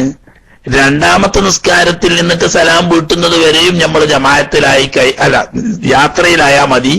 നിസ്കരിച്ചു കഴിഞ്ഞ അടുത്ത മിനിറ്റിൽ തന്നെ നമ്മൾ യാത്ര അവസാനിപ്പിച്ചാൽ പോലും ആ നിസ്കാരം രണ്ടാമത് മടക്കി നിസ്കരിക്കേണ്ടതില്ല. അത് ഇശാഹ് മാത്രമല്ല, അസറും അങ്ങനെ തന്നെ. ഇപ്പൊ ഒരാള് യാത്രയിലാണ്, 2 മർഹലയോ അതിൽ കൂടുതലോ വരുന്ന യാത്രയിലാണ്, അങ്ങനെ ളുഹ്ർ നിസ്കരിച്ചു. ളുഹ്ർ നിസ്കരിക്കുന്ന കൂട്ടത്തിൽ അസറിനെ മുന്തിച്ച് ജമ്മാക്കാൻ കരുതി. അങ്ങനെ ളുഹ്ർ നിസ്കരിച്ചു കഴിഞ്ഞ് ഉടനെ തന്നെ അസർ മുന്തിച്ച് ജമ്മാക്കി നിസ്കരിക്കുകയും ചെയ്തു. അസർ ബാങ്ക് കൊടുക്കുന്നതിന് മുമ്പേ നമ്മൾ താമസ സ്ഥലത്ത് എത്തി, യാത്ര കഴിഞ്ഞു. എന്നാൽ ആ അസർ രണ്ടാമത് ഇനി നിസ്കരിക്കേണ്ടതില്ല. അസർ ബാങ്ക് കൊടുക്കുന്നതിന് മുമ്പ് തന്നെ എത്തി നമ്മൾ. എന്നാലും ആ അസർ ഇനി നിസ്കരിക്കേണ്ടതില്ല. കാരണം അത് സഹീഹായ നിലക്ക് നേരത്തെ നിസ്കരിച്ച് കഴിഞ്ഞു പോയിരിക്കുന്നു. അത് തന്നെയാണ് ഇശാഇന്റെയും വിധി. മഗ്രിബ് നിസ്കരിച്ചപ്പം യാത്രയിലാണ് നമ്മളുള്ളത്. അങ്ങനെ മഗ്രിബ് നിസ്കരിച്ച കൂട്ടത്തിൽ ഇശാഇനെ മുന്തിച്ച് ജമ്മാക്കുന്നു നെയ്യത്ത് എഴുതി മഗ്രിബ് നിസ്കരിച്ച ഉടനെ ഇശാഉ നിസ്കരിച്ച് ഏതാനും അരമണിക്കൂർ 3/4 മണിക്കൂർ കഴിഞ്ഞപ്പോൾ നമ്മളെ യാത്ര കഴിഞ്ഞ് നമ്മളെ താമസ സ്ഥലത്തെത്തി. അപ്പൊ ബാങ്ക് കൊടുത്തിട്ടില്ല. പിന്നെ 10 മിനിറ്റ് കഴിഞ്ഞിട്ടുണ്ട് അങ്ങനെ ഇശാന്റെ ബാങ്ക് കൊടുക്കണം. എന്നാലും ആ ഇശാ നിസ്കരിക്കേണ്ടതില്ല. ഓക്കെ, നിസ്കാരം സഹിയാണെങ്കിൽ അതിനുള്ള ഷർത്ത് പാലിക്കണം എന്ന് മാത്രം. അതായത് 2 മർഹലയിൽ കുറയാത്ത ഹലാലായ യാത്രയിലായിരിക്കണം. ഈ ജമ്മാക്കി നിസ്കരിക്കുന്ന സമയത്ത് നമ്മൾ യാത്രയിൽ ആയിരിക്കണം. ഒന്നാമത്തെ നിസ്കാരത്തിൽ നിന്ന് സലാം വീട്ടുന്നതിന് മുമ്പായി മുന്തിച്ച് ജമ്മാക്കുന്നു എന്ന് നിയ്യത്ത് ചെയ്യണം. ഒന്നാമത്തെ നിസ്കാരത്തിന്റെയും രണ്ടാമത്തെ നിസ്കാരത്തിന്റെയും ഇടയിൽ ഇടവേള ഉണ്ടാകാൻ പാടില്ല. ഈ നിബന്ധനയൊക്കെ പാലിച്ചുകൊണ്ട് ളുഹ്റിന്റെ കൂടെ അസർ നിസ്കരിച്ച് കഴിഞ്ഞു, അല്ലെങ്കിൽ മഗ്രിബിന്റെ കൂടെ ഇശാ നിസ്കരിച്ച് കഴിഞ്ഞതിന് ശേഷം ആ വഖത്ത് കടന്നിട്ടോ അതിന് മുമ്പോ തന്നെ നമ്മൾ യാത്ര മതിയാക്കി, അല്ലെങ്കിൽ യാത്ര അവസാനിച്ചു, നമ്മളെ താമസ സ്ഥലത്ത് എത്തിക്കഴിഞ്ഞാൽ ഈ നേരത്തെ മുന്തിച്ച് ജമ്മാക്കി നിസ്കരിച്ച നിസ്കാരം രണ്ടാമത് മടക്കി നിസ്കരിക്കേണ്ട യാതൊരു ആവശ്യവുമില്ല. നേരത്തെ കൊണ്ട് തന്നെ നമ്മുടെ ഫർളായ കടമ വീടിയിരിക്കുന്നു. ഓക്കെ. ഹലോ, അസ്സലാമു അലൈക്കും. നേരത്തെ മൈക്ക് എടുത്ത സഹോദരന്റെ ഇത് കേൾക്കുന്നില്ല കേട്ടോ, അതുകൊണ്ടാണ് ഡോട്ടിട്ട്. സോറി. നിങ്ങൾ മൈക്കൊന്നും കൂടി ചെക്ക് ചെയ്താല് നമുക്ക് എന്താ പ്രശ്നം എന്ന് അറിയാൻ പറ്റും. കേൾക്കാൻ നമുക്ക് ഒന്നും കാര്യമില്ലല്ലോ. കേൾക്കാൻ റേഡിയോ ശ്രോതാക്കൾ ഒരുപാട് കേൾക്കുന്നതാണ്, അതുകൊണ്ടായിരിക്കും. അതുകൊണ്ട് അപ്പൊ അവർക്കും ബുദ്ധിമുട്ട് വരും ശബ്ദമില്ലാഞ്ഞാല്. നമുക്ക് പ്രശ്നമില്ല, നമുക്ക് എങ്ങനെയെങ്കിലും ചുവട് വെക്കുന്നവർക്കൊക്കെ കേൾക്കും. അതായത് ഞാൻ മൈക്കിൽ വന്ന് ചോദ്യം ഇവിടെ വന്നത്, നമസ്കരിക്കാൻ ഒരുപാട് ചോദ്യം വന്ന് കിടക്കുന്നുണ്ട്. ഒരു ചോദ്യം, സ്ത്രീകൾ വലിയ അശുദ്ധിയെ ഉയർത്തുന്നു എന്ന നിയ്യത്തോടെ ശരീരത്തിന്റെ ഭാഗത്ത് കഴുകി തലയിൽ മുടി കെട്ടിറക്കാൻ പറ്റുമോ എന്നാണ് ചോദിച്ചത്. അമ്മയ്ക്ക് വിട്ടു.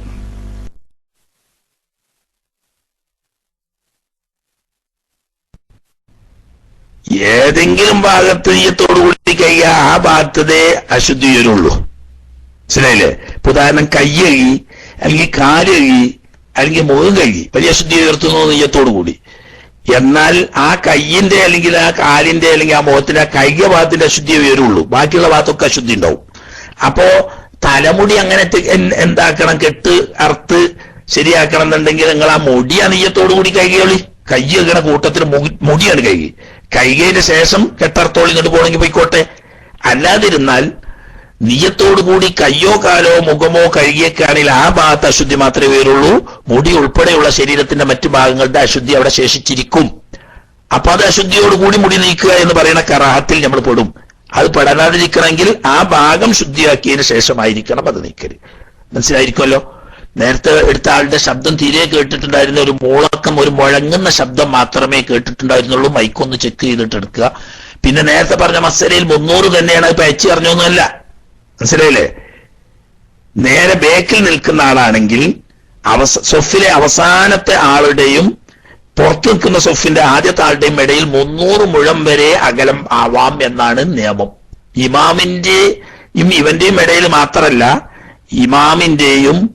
ഇമാമിന്റെ തൊട്ടടുത്തുള്ള സൊഫ്, അതിന്റെ അടുത്തുള്ള സൊഫ്, ഇങ്ങനെ കഴിഞ്ഞിട്ട് അവസാനത്തെ സൊഫിന്റെയും പുറത്തു നിൽക്കുന്ന ഈ സൊഫിന്റെയും ഇടയിലുള്ള അകലം 300 മുഴം വരെ ആവാം. പക്ഷെ എന്തു വേണം? ഇമാമിനെ കാണണം, അല്ലെങ്കിൽ ഇമാമിനെ കാണുന്നവരിൽപ്പെട്ട ചിലരെ കാണണം. അതോടുകൂടി കിബിലയിൽ നിന്നിട്ട് തെറ്റാതെ തിരിയും മറിയും ചെയ്യാതെ സാധാരണഗതിയിൽ ഇമാമിന്റെ അടുത്തേക്ക് ചെന്ന് ചേരാൻ പറ്റുകയും വേണം. അതാണ് ബേക്കിൽ തുടരുന്നവരുടെ അവസ്ഥ. ഇടത്തും വലത്തും അങ്ങനെയല്ല, ഒരാൾക്ക് നിൽക്കാനുള്ള വടവ് ഇടയിൽ ബാക്കി നിർത്താൻ പാടില്ല. അതൊക്കെ വിശദമായിട്ട് ഇൻഷാ അല്ലാഹ് നമുക്ക് 10 തന്നെ ജമാഅത്തിന്റെ ബാബിൽ ആ ഭാഗം വരും ഇൻഷാ അല്ലാഹ്.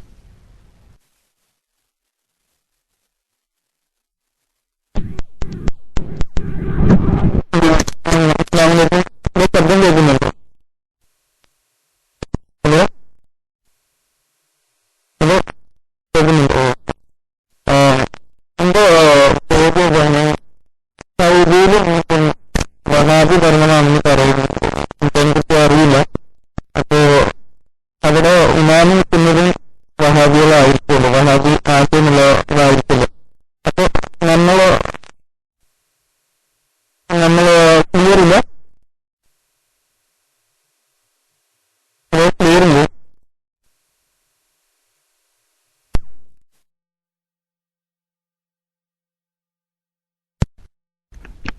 ഇപ്പൊ ശബ്ദമുണ്ട്, പക്ഷെ ഒന്നും മനസ്സിലാണില്ല.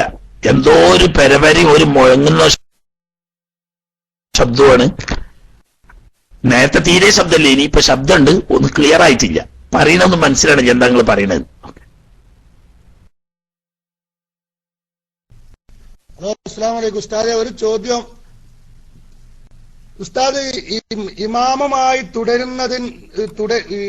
പള്ളിയുടെ പുറത്ത് വെച്ച് തുടരുന്നതിന്റെ ആദ്യം ഒക്കെ ഏതോ ഒരു ക്ലാസ്സിൽ, ഏത് കറക്റ്റായിട്ട് അറിയില്ല, ക്ലാസ്സിൽ വെച്ച് ഏതോ ഉസ്താദിനോട് അഭിപ്രായം ചോദിച്ച സമയത്ത് തുടരെയാവുകയോ കേൾക്കുകയോ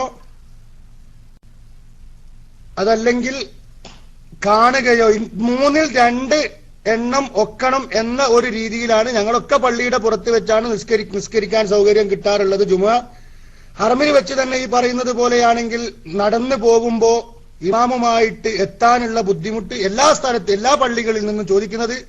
തെറ്റാണെങ്കിൽ ക്ഷമിക്കണം, അതൊന്ന് വിശദമാക്കി തരണമെന്ന് അഭ്യർത്ഥിക്കുന്നു. അസ്സലാമു അലൈക്കും.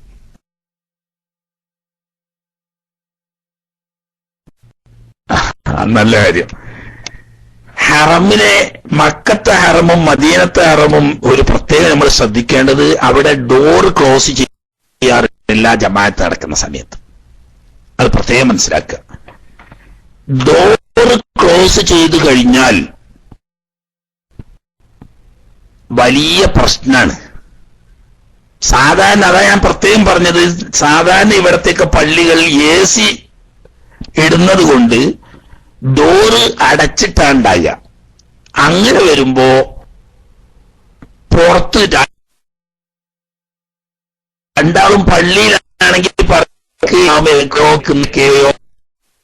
ഇമാമിനെ, പക്ഷേ ഒരാൾ പള്ളിയിലും ഒരാൾ പുറത്തും, അതായത് ഇമാമ് പള്ളിയിലും മൗമൂമിങ്ങൾ പുറത്തുമാണെങ്കിൽ അത് പോരാ. മറിച്ച് ഇമാമിനെ കാണുക, അല്ലെങ്കിൽ കാണുന്ന സൊഫുകളിൽപ്പെട്ട ചിലരെയെങ്കിലും, ആര് കാണുക, നമ്മളെല്ലാരും കാണുകയെന്നല്ല, അത് നല്ല മനസ്സിലാക്കണം. എല്ലാരും കാണുകയെന്നല്ല. ഈ ഉള്ളിൽ നിന്നുള്ള മുന്നിലുള്ള ആൾക്ക് ഇമാമിനെ കാണും, അതിന്റെ ബാക്കിലുള്ളവർക്ക് ആ സൊഫ്റ്റ്വെയറെ കാണും, അതിന്റെ ബാക്കിലുള്ളവർക്ക് ആ സൊഫ്റ്റ്വെയറെ കാണും. അങ്ങനെ കണ്ട് പള്ളിന്റെ ലാസ്റ്റ് സൊഫിലുള്ള ആളുകളെ പുറത്ത് നിൽക്കുന്ന ഫസ്റ്റിലെ സൊഫിലുള്ളവർ കാണും. അവരെ അതിന്റെ ബാക്കിലുള്ളവർ കാണും, അവരെ അതിന്റെ ബാക്കിലുള്ളവർ കാണും. ഇങ്ങനെ ഇടമുറിയാതെ കണ്ടുപോയാൽ മതി, അല്ലാതെ ഉള്ളിലുള്ളവർ എല്ലാവരും ഇത് കാണുന്നില്ല. അപ്പൊ ഇത് വാതിലടച്ചിട്ടാ പറ്റൂല, മനസ്സിലായില്ലേ? പുറത്തു നിൽക്കുന്നവർക്ക് ഉള്ളിൽ നിൽക്കുന്ന ഇമാമിനെ തുടരാൻ വാതിലടച്ച് ക്ലോസ് ചെയ്താൽ പറ്റൂല. പള്ളിയിലാണെങ്കിൽ കുഴപ്പമില്ല, ഒരാൾ പുറത്തും ഒരാൾ പള്ളിയിലുമാണെങ്കിൽ വാതിലടക്കാൻ പാടില്ല. അത് ഹറമിൽ നിങ്ങൾ ബേജാറാണ്ട. ഹറമിൽ ഒരു നിസ്കാരത്തിന്റെ സമയത്തും ഡോറൊന്നും അടക്കാറില്ല, എല്ലാം തുറന്നു വെക്കലാണ്. അപ്പൊ അതുകൊണ്ട് ആ ലാസ്റ്റുള്ള സൊഫിലുള്ള ആളുകളെ പുറത്തു നിൽക്കുന്ന ഫസ്റ്റുള്ള സൊഫുള്ള ആളുകൾക്ക് കാണും, അവരെ അതിന്റെ ബാക്കിയുള്ളവർക്ക് കാണും, അവരെ അതിന്റെ ബാക്കിയുള്ളവർക്ക് കാണും. അങ്ങനെ കണ്ടുപോയാൽ മതി. എന്നിട്ട് കിബിലയിൽ നിന്നിട്ട് തെറ്റാതെ ചെന്ന് ചേരാൻ പറ്റുമ്പോൾ റോട്ടിൽ കൂടെയൊക്കെ അങ്ങനെ മുന്നോട്ട് ഇങ്ങനെ നടന്നു പോയാൽ അതിന്റെ ഉള്ളിൽ കയറാനും കഴിയുമല്ലോ. അല്ലാത്ത പള്ളികളിൽ നമ്മൾ പ്രത്യേകം ശ്രദ്ധിക്കേണ്ടതാണ്, ഇമാമിനെ കാണണം, അല്ലെങ്കിൽ കാണുന്ന സൊഫുകളിൽപ്പെട്ട ചിലരെ എങ്കിലും കാണണം. അതോടുകൂടി ഇമാമിന്റെ അടുത്തേക്ക് കിബിലയിൽ നിന്നിട്ട് തെറ്റാത്ത നിലക്ക് ഇമാമിന്റെ അടുത്തേക്ക് എത്താൻ പറ്റണം. സാധാരണഗതിയിൽ നേരെ ചാടിയിട്ടോ മറിഞ്ഞിട്ടോ ഒന്നും അല്ലാതെ നടന്ന് സാധാരണ പോയി കിബിലയിൽ നിന്നിട്ട് തെറ്റാത്ത നിലക്ക് ഇമാമിന്റെ അടുത്ത് എത്താൻ പറ്റിയെങ്കിൽ പള്ളിയുടെ പുറത്തു നിൽക്കുന്ന ആളുകളുടെ ജമാഅത്ത് നിസ്കാരം ഉള്ളിലുള്ള ചിലയില്. ഇനി മദ്ഹബ് സംബന്ധമായ വ്യത്യാസമുണ്ടായിരിക്കാം. ചിലപ്പോൾ ഹംബലി മദ്ഹബിലൊക്കെ 4-1 ഉണ്ടായാൽ മതി, ഒരു പക്ഷേ കാണണം, അതല്ലെങ്കിൽ കാണുന്നവരെ കാണണം, അതല്ലെങ്കിൽ കേൾക്കണം എന്ന് പറഞ്ഞ് ഷാഫി മദ്ഹബാണ് ഇപ്പൊ ഇവിടെ പറഞ്ഞുകൊണ്ടിരിക്കുന്നത്. ഷാഫി മദ്ഹബിൽ അത് പോരാ, പുറത്തു നിൽക്കുകയാണെങ്കിൽ കാണുകയോ കാണുന്നവരെ കാണുകയോ ചെയ്യണം. അതിന്റെ പുറമെ കിബിലയിൽ നിന്നിട്ട് തിരിയും മറിയും ചെയ്യാതെ സാധാരണഗതിയിൽ ഇമാമ് നിൽക്കുന്ന സ്ഥലത്തേക്ക് ചെന്ന് ചേരാൻ പറ്റുകയും കൂടി വേണം, എങ്കിലേ നിസ്കാരം തന്നെ ശരിയാവുകയുള്ളൂ.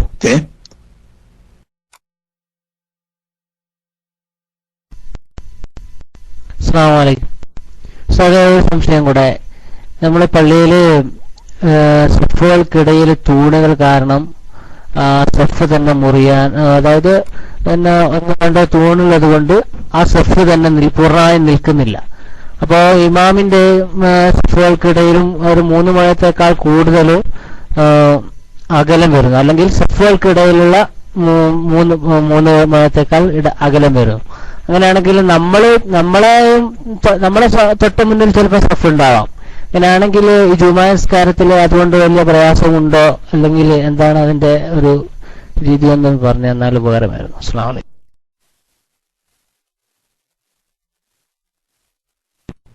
സഫുകൾക്കിടയിൽ 3 മുഴത്തേക്കാൾ അകലമുണ്ടെങ്കിൽ നിസ്കാരം ചെയ്യാവും. പക്ഷേ ജമാഅത്തിന്റെ 27 ദറജ എന്ന ഫളീലത്ത് മഹത്വം കിട്ടണമെങ്കിൽ ഇമാമിന്റെയും 1-ാമത്തെ സഫിന്റെ ഇടയിലും 1-ാമത്തെ സഫിന്റെയും തൊട്ടടുത്ത സഫിന്റെയും ഇടയിലും ആ സഫിന്റെയും അതിന്റെ പുറത്തെ സഫിന്റെയും ഇടയിലും 3 മുഴത്തേക്കാൾ അകലമില്ലാതെ അടുത്തടുത്ത് സഫ് നിൽക്കുകയും ഇടയിൽ ആള് നിൽക്കാനുള്ള വിടവില്ലാതിരിക്കുകയും ചെയ്തെങ്കിലേ അതിന്റെ ബാക്കിലുള്ളവർക്ക് ജമാഅത്തിന്റെ ഫളീലത്ത് കിട്ടുള്ളൂ, നിസ്കാരം സഹിയാവും. ഓക്കെ. അസ്സലാമു അലൈക്കും വറഹ്മത്തുള്ളാഹി. കേൾക്കുന്നുണ്ടല്ലേ ഉസ്താദെ? ആ തൂണ് സംബന്ധമായിട്ടുള്ള ചോദ്യം തന്നെയാണ് എനിക്കും വരുന്നത്. ഉസ്താദ്, പുറത്ത് നിന്ന് സൈഡിൽ നിന്ന് നിസ്കരിക്കുമ്പോൾ ഒരു സഫിന്റെ വിടവ് വരാൻ പാടില്ല എന്ന്, അല്ല ഒരാൾക്ക് നിൽക്കാനുള്ള വിടവ് വരാൻ പാടില്ല. അപ്പോ പുറത്ത് ഇപ്പൊ എന്റെ ഇവിടെ ഞാന് ബഹ്റൈനിലാണ്, ഞാന് നിസ്കരിക്കുന്ന പള്ളിയില് പുറത്ത് ചിലപ്പോൾ സൈഡ് ഭാഗത്ത് ഇടലുണ്ട്. അതേമാതിരി തന്നെ ഒരു സൈഡില് രണ്ട് റൂം എടുത്തിട്ടുണ്ട്. 2 റൂമിലും ആ ഇമാമിനെ കാണുകയോ, പക്ഷെ പള്ളിയോട് അനുബന്ധിച്ചിട്ടുള്ള റൂമാണ്, പക്ഷെ അതിനോടനുബന്ധിച്ച് ഹാളിലെ മെയിൻ പള്ളിയിലേക്കുള്ള വാതിലോ കാര്യങ്ങളൊന്നുമില്ല, പക്ഷെ അതിനുള്ളിൽ ആളുകൾ ജുമാ നിസ്കരിക്കുന്നുണ്ട്. പള്ളിയോടനുബന്ധിച്ചിട്ടുള്ള വഖഫ് ചെയ്തത് തന്നെയാണ്, പക്ഷെ അങ്ങനെ നിസ്കരിച്ചിട്ടുണ്ടെങ്കിൽ അപ്പൊ ഈ ചുമരിന്റെ വിടവും ഒക്കെ വരുന്നുണ്ട്. അപ്പൊ അങ്ങനെ നിസ്കരിച്ചാൽ നിസ്കാരം സ്വഹിയാകുമോ? അതേപോലെ തന്നെ പുറത്തുനിന്ന് സൈഡിൽ നിന്ന് നിസ്കരിക്കുമ്പോ പിന്നെ ആ ഗ്ലാസിന്റെ ഉള്ളിൽ കൂടെ ആളെ കാണാം, പക്ഷെ ഈ ഉസ്താദ് പറഞ്ഞ മാതിരി ഒരാൾക്ക് നിൽക്കുന്നതിനായിട്ട് കൂടുതൽ സ്ഥലം അവിടെ വിട വരുന്നുണ്ട്. അപ്പൊ അങ്ങനെ നിസ്കാരം ശരിയാവുമോ എന്നുള്ള, ആ തൂണിന്റെ മാതിരി തന്നെ നിസ്കാരം ശരിയാവുമോ എന്നുള്ളത് എന്ന് പറഞ്ഞാൽ വളരെ റാഹത്താണ് വിശദമായിട്ട്. കാരണം വെച്ചാൽ അത് ഇവിടെ ഗൾഫിൽ എല്ലാ പള്ളിയിലും, അധിക പള്ളിയിലും ഇത്ര വലിയ പള്ളിയായാലും ആളുകൾ പുറത്തുനിന്ന് നിസ്കരിക്കുന്നുണ്ട്. അപ്പൊ ആ വിഷയം അതാണ് അത്രയും ഉസ്താദോട് ചോദിക്കാൻ കാരണം. എല്ലാ മദ്ഹബിലും അങ്ങനെ തന്നെയാണോ എന്നൊക്കെ ഒന്ന് വിശദമായിട്ട് പറഞ്ഞാൽ വളരെ റാഹത്ത്. ഇന്നല്ലെങ്കിൽ പിന്നീടൊരു ദിവസങ്ങളിൽ ഉസ്താദ് ഇൻഷാ അല്ലാഹ്. അസ്സലാമു അലൈക്കും.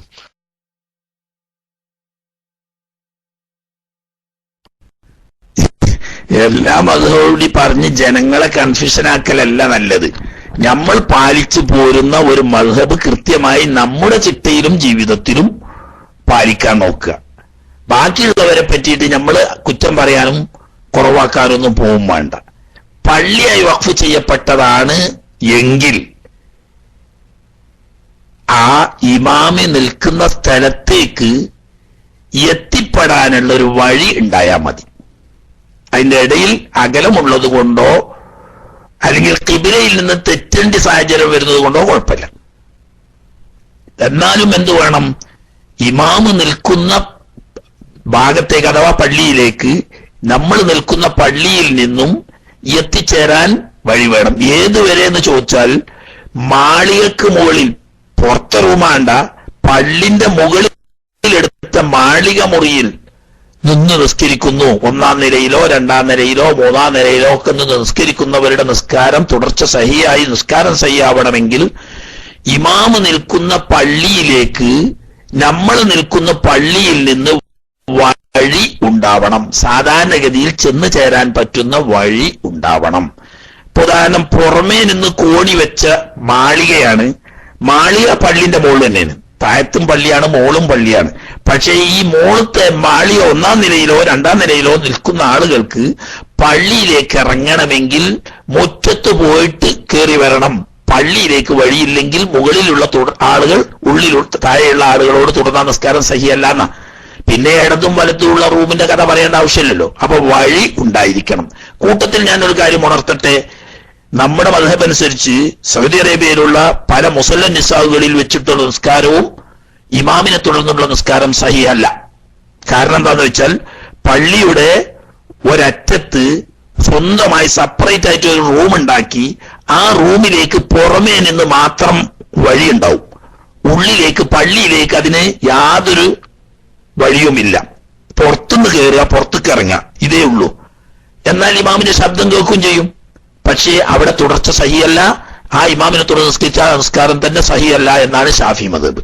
അപ്പൊ നമ്മുടെ മദ്ഹബ് അനുസരിച്ച് നിസ്കരിക്കുന്ന ആളുകൾ ശ്രദ്ധിക്കുക, ഇമാമ് നിൽക്കുന്ന പള്ളിയിലേക്ക് സാധാരണഗതിയിൽ എത്തിപ്പെടാനുള്ള വഴി ഉണ്ടെങ്കിലേ മറ്റൊരു റൂമിൽ വെച്ച് നിസ്കരിക്കുന്ന ആളുകളുടെ നിസ്കാരം സഹിയാവുകയുള്ളൂ. മറ്റു പല മദ്ഹബുകളുണ്ടോ അതൊക്കെ വേറെ പറഞ്ഞാൽ നമുക്ക് ഒന്നും മനസ്സിലാവില്ല. അവിടെ ഉണ്ട്, ആകെ കൺഫ്യൂഷനാ കഴിയുക.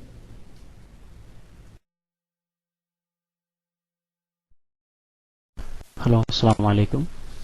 ഉസ്താദ്, നമ്മളിപ്പോൾ മൂത്രമൊഴിക്കുന്ന സമയത്ത് അടിവസ്ത്രത്തിൽ മൂത്രമോ മനിയോ അല്ല, നമുക്കിന്ന് ഉറപ്പുണ്ട് മൂത്രമല്ല മനിയോ അല്ല അല്ലാത്ത ഒരു നനവ് കണ്ടാൽ, ചെറിയ ഒരു നനവ് കണ്ടാൽ ആ നനവ് ചിലപ്പോൾ ഉണങ്ങിയിട്ടുണ്ടാവും. അതോടുകൂടി ഒളു കൊടുത്ത സഹിയാവുമോ, നിസ്കാരം സഹിയാവുമോ, അതിന്റെ വിധി? വസിയത്തോടെ അസ്സലാമു അലൈക്കും.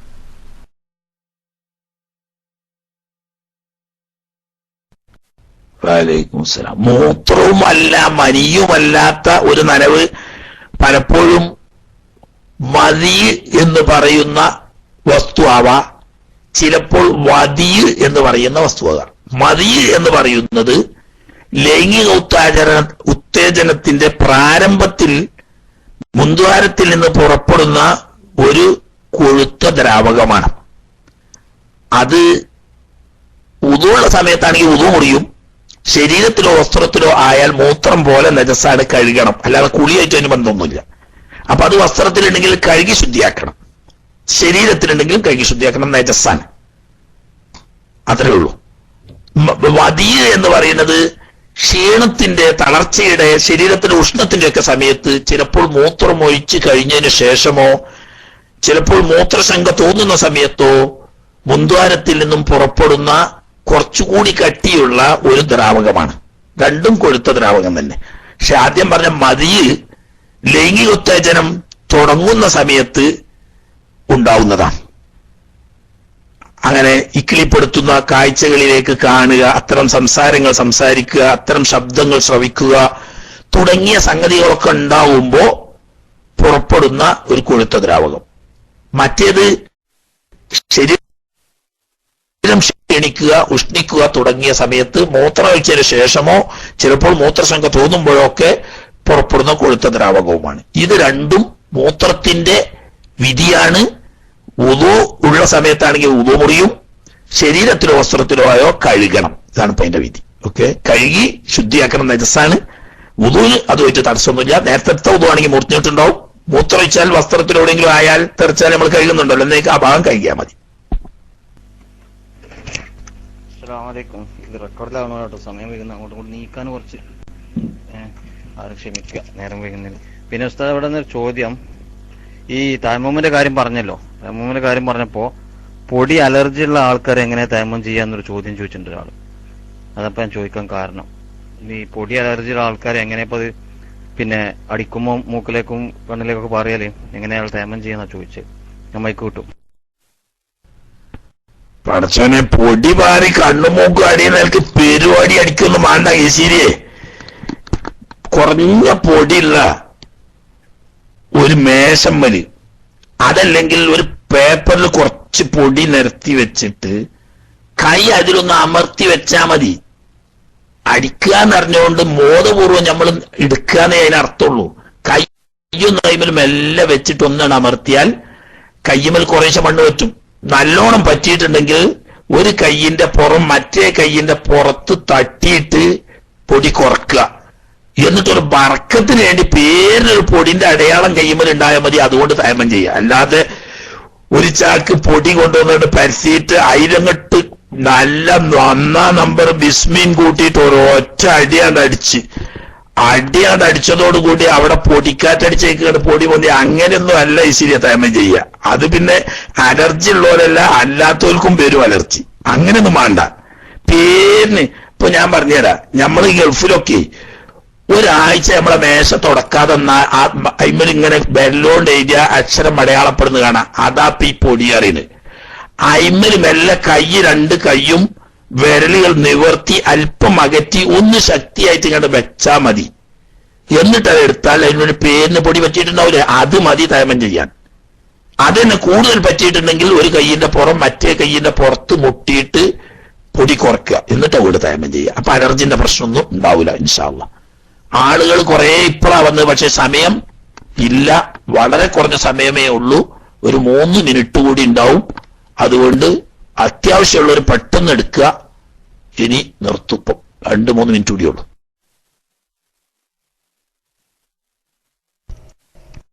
അസ്സലാമു അലൈക്കും.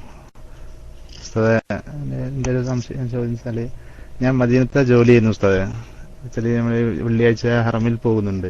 അപ്പൊ ഹറമിൽ നമ്മൾ ബാത്റൂമിൽ നിന്ന് ഒളു എടുത്തതിന് ശേഷം നമ്മൾ പുറത്തു പോകുമ്പോ ഈ എന്റെ ഹറമിലേക്കുള്ള വഴികളിൽ ഈ പാവപ്പെട്ടവർ അവർ കൈ നീട്ടുന്നുണ്ട്. കൈ നീട്ടുമ്പോൾ അവരെ കൈ നമ്മൾ സ്പർശിക്കുന്നുണ്ട് യഥാർത്ഥത്തില്. അപ്പൊ അവര് അതുകൊണ്ട് നമ്മൾ ഒളു മുറിയല്ലോ. ഉസ്താദിന്റെ വിജയ മനസ്സിലായ മദ്ഹബ് നമ്മൾ ഷാഫി മദ്ഹബിലാണ് ഒളു ചെയ്യുന്നത്.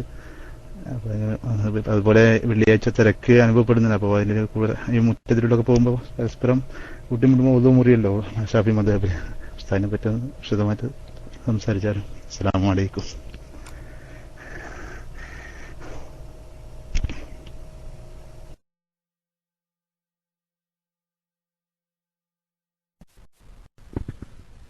പാവപ്പെട്ട സ്ത്രീകൾ കൈ കാട്ടുമ്പോ അവരെ കയ്യിൽ തൊടാതെ കാശ് കൊടുക്കുക. കൈ തൊട്ട മറയില്ലാതെ, തൊട്ടവനോ തൊടപ്പെട്ടവനോ മറയില്ലാത്ത നിലക്ക് തൊട്ട രണ്ടാളെ ഉദവും മുറിയും. അത് തന്നെയാണ് ഷാഫി മദ്ഹബ് എന്നല്ല, എല്ലാ മദ്ഹബിലും സൂക്ഷ്മതയുടെ ഭാവം അത് തന്നെയാണ്. അന്യ സ്ത്രീകളുടെ ശരീരത്തിൽ മറയില്ലാതെ തൊട്ടാ ഉദു മുറിയും. അപ്പൊ നമ്മൾ അത് വരാതിരിക്കാൻ സൂക്ഷിക്കുന്നേ വേണ്ട. സദഖ ചെയ്യണ്ടെന്ന് അതിന് അർത്ഥമില്ല. കയ്യിൽ തൊടാതെ കയ്യിലേക്ക് ഇട്ടു കൊടുത്താൽ മതിയല്ലോ. ഓക്കെ, ഇനി മുന്നോട്ട് പോയാൽ സമയം തീരെ കിട്ടൂല. കിശിരിയെ എന്തോ ഒന്ന് പറയാണ്ട് കിശിരിക്കാറിഞ്ഞ് അത് പറഞ്ഞിട്ട് ബാക്കിയുള്ളവരോട് ക്ഷമ ചോദിക്കുകയാണ്. സമയം വളരെ പരിമിതമാണ്. അസ്റവാങ്ക് ഇപ്പൊ കൊടുക്കും ഇൻഷാ അല്ലാഹ്. ബാക്കി റബ്ബ് തൗഫീഖ് ചെയ്തെങ്കിൽ നാളെ.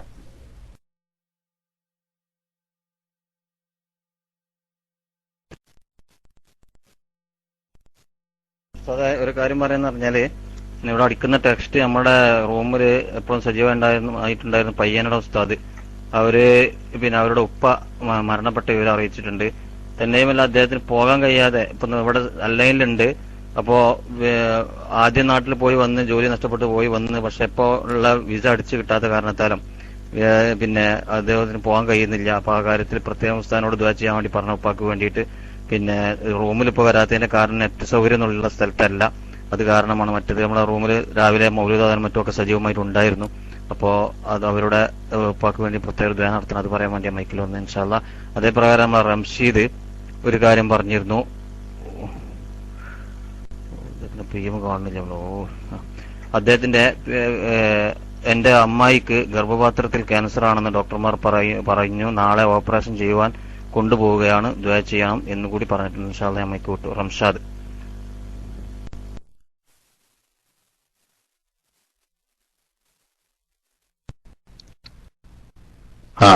ബാക്കി ചോദ്യകർത്താക്കള് ക്ഷമിക്കുക. ഇൻഷാ അല്ലാഹ് അല്ലാഹു തആല തൗഫീഖ് ചെയ്തെങ്കിൽ നാളെ നമുക്ക് വീണ്ടും കാണാം, നേരത്തെ വരേണ്ടി.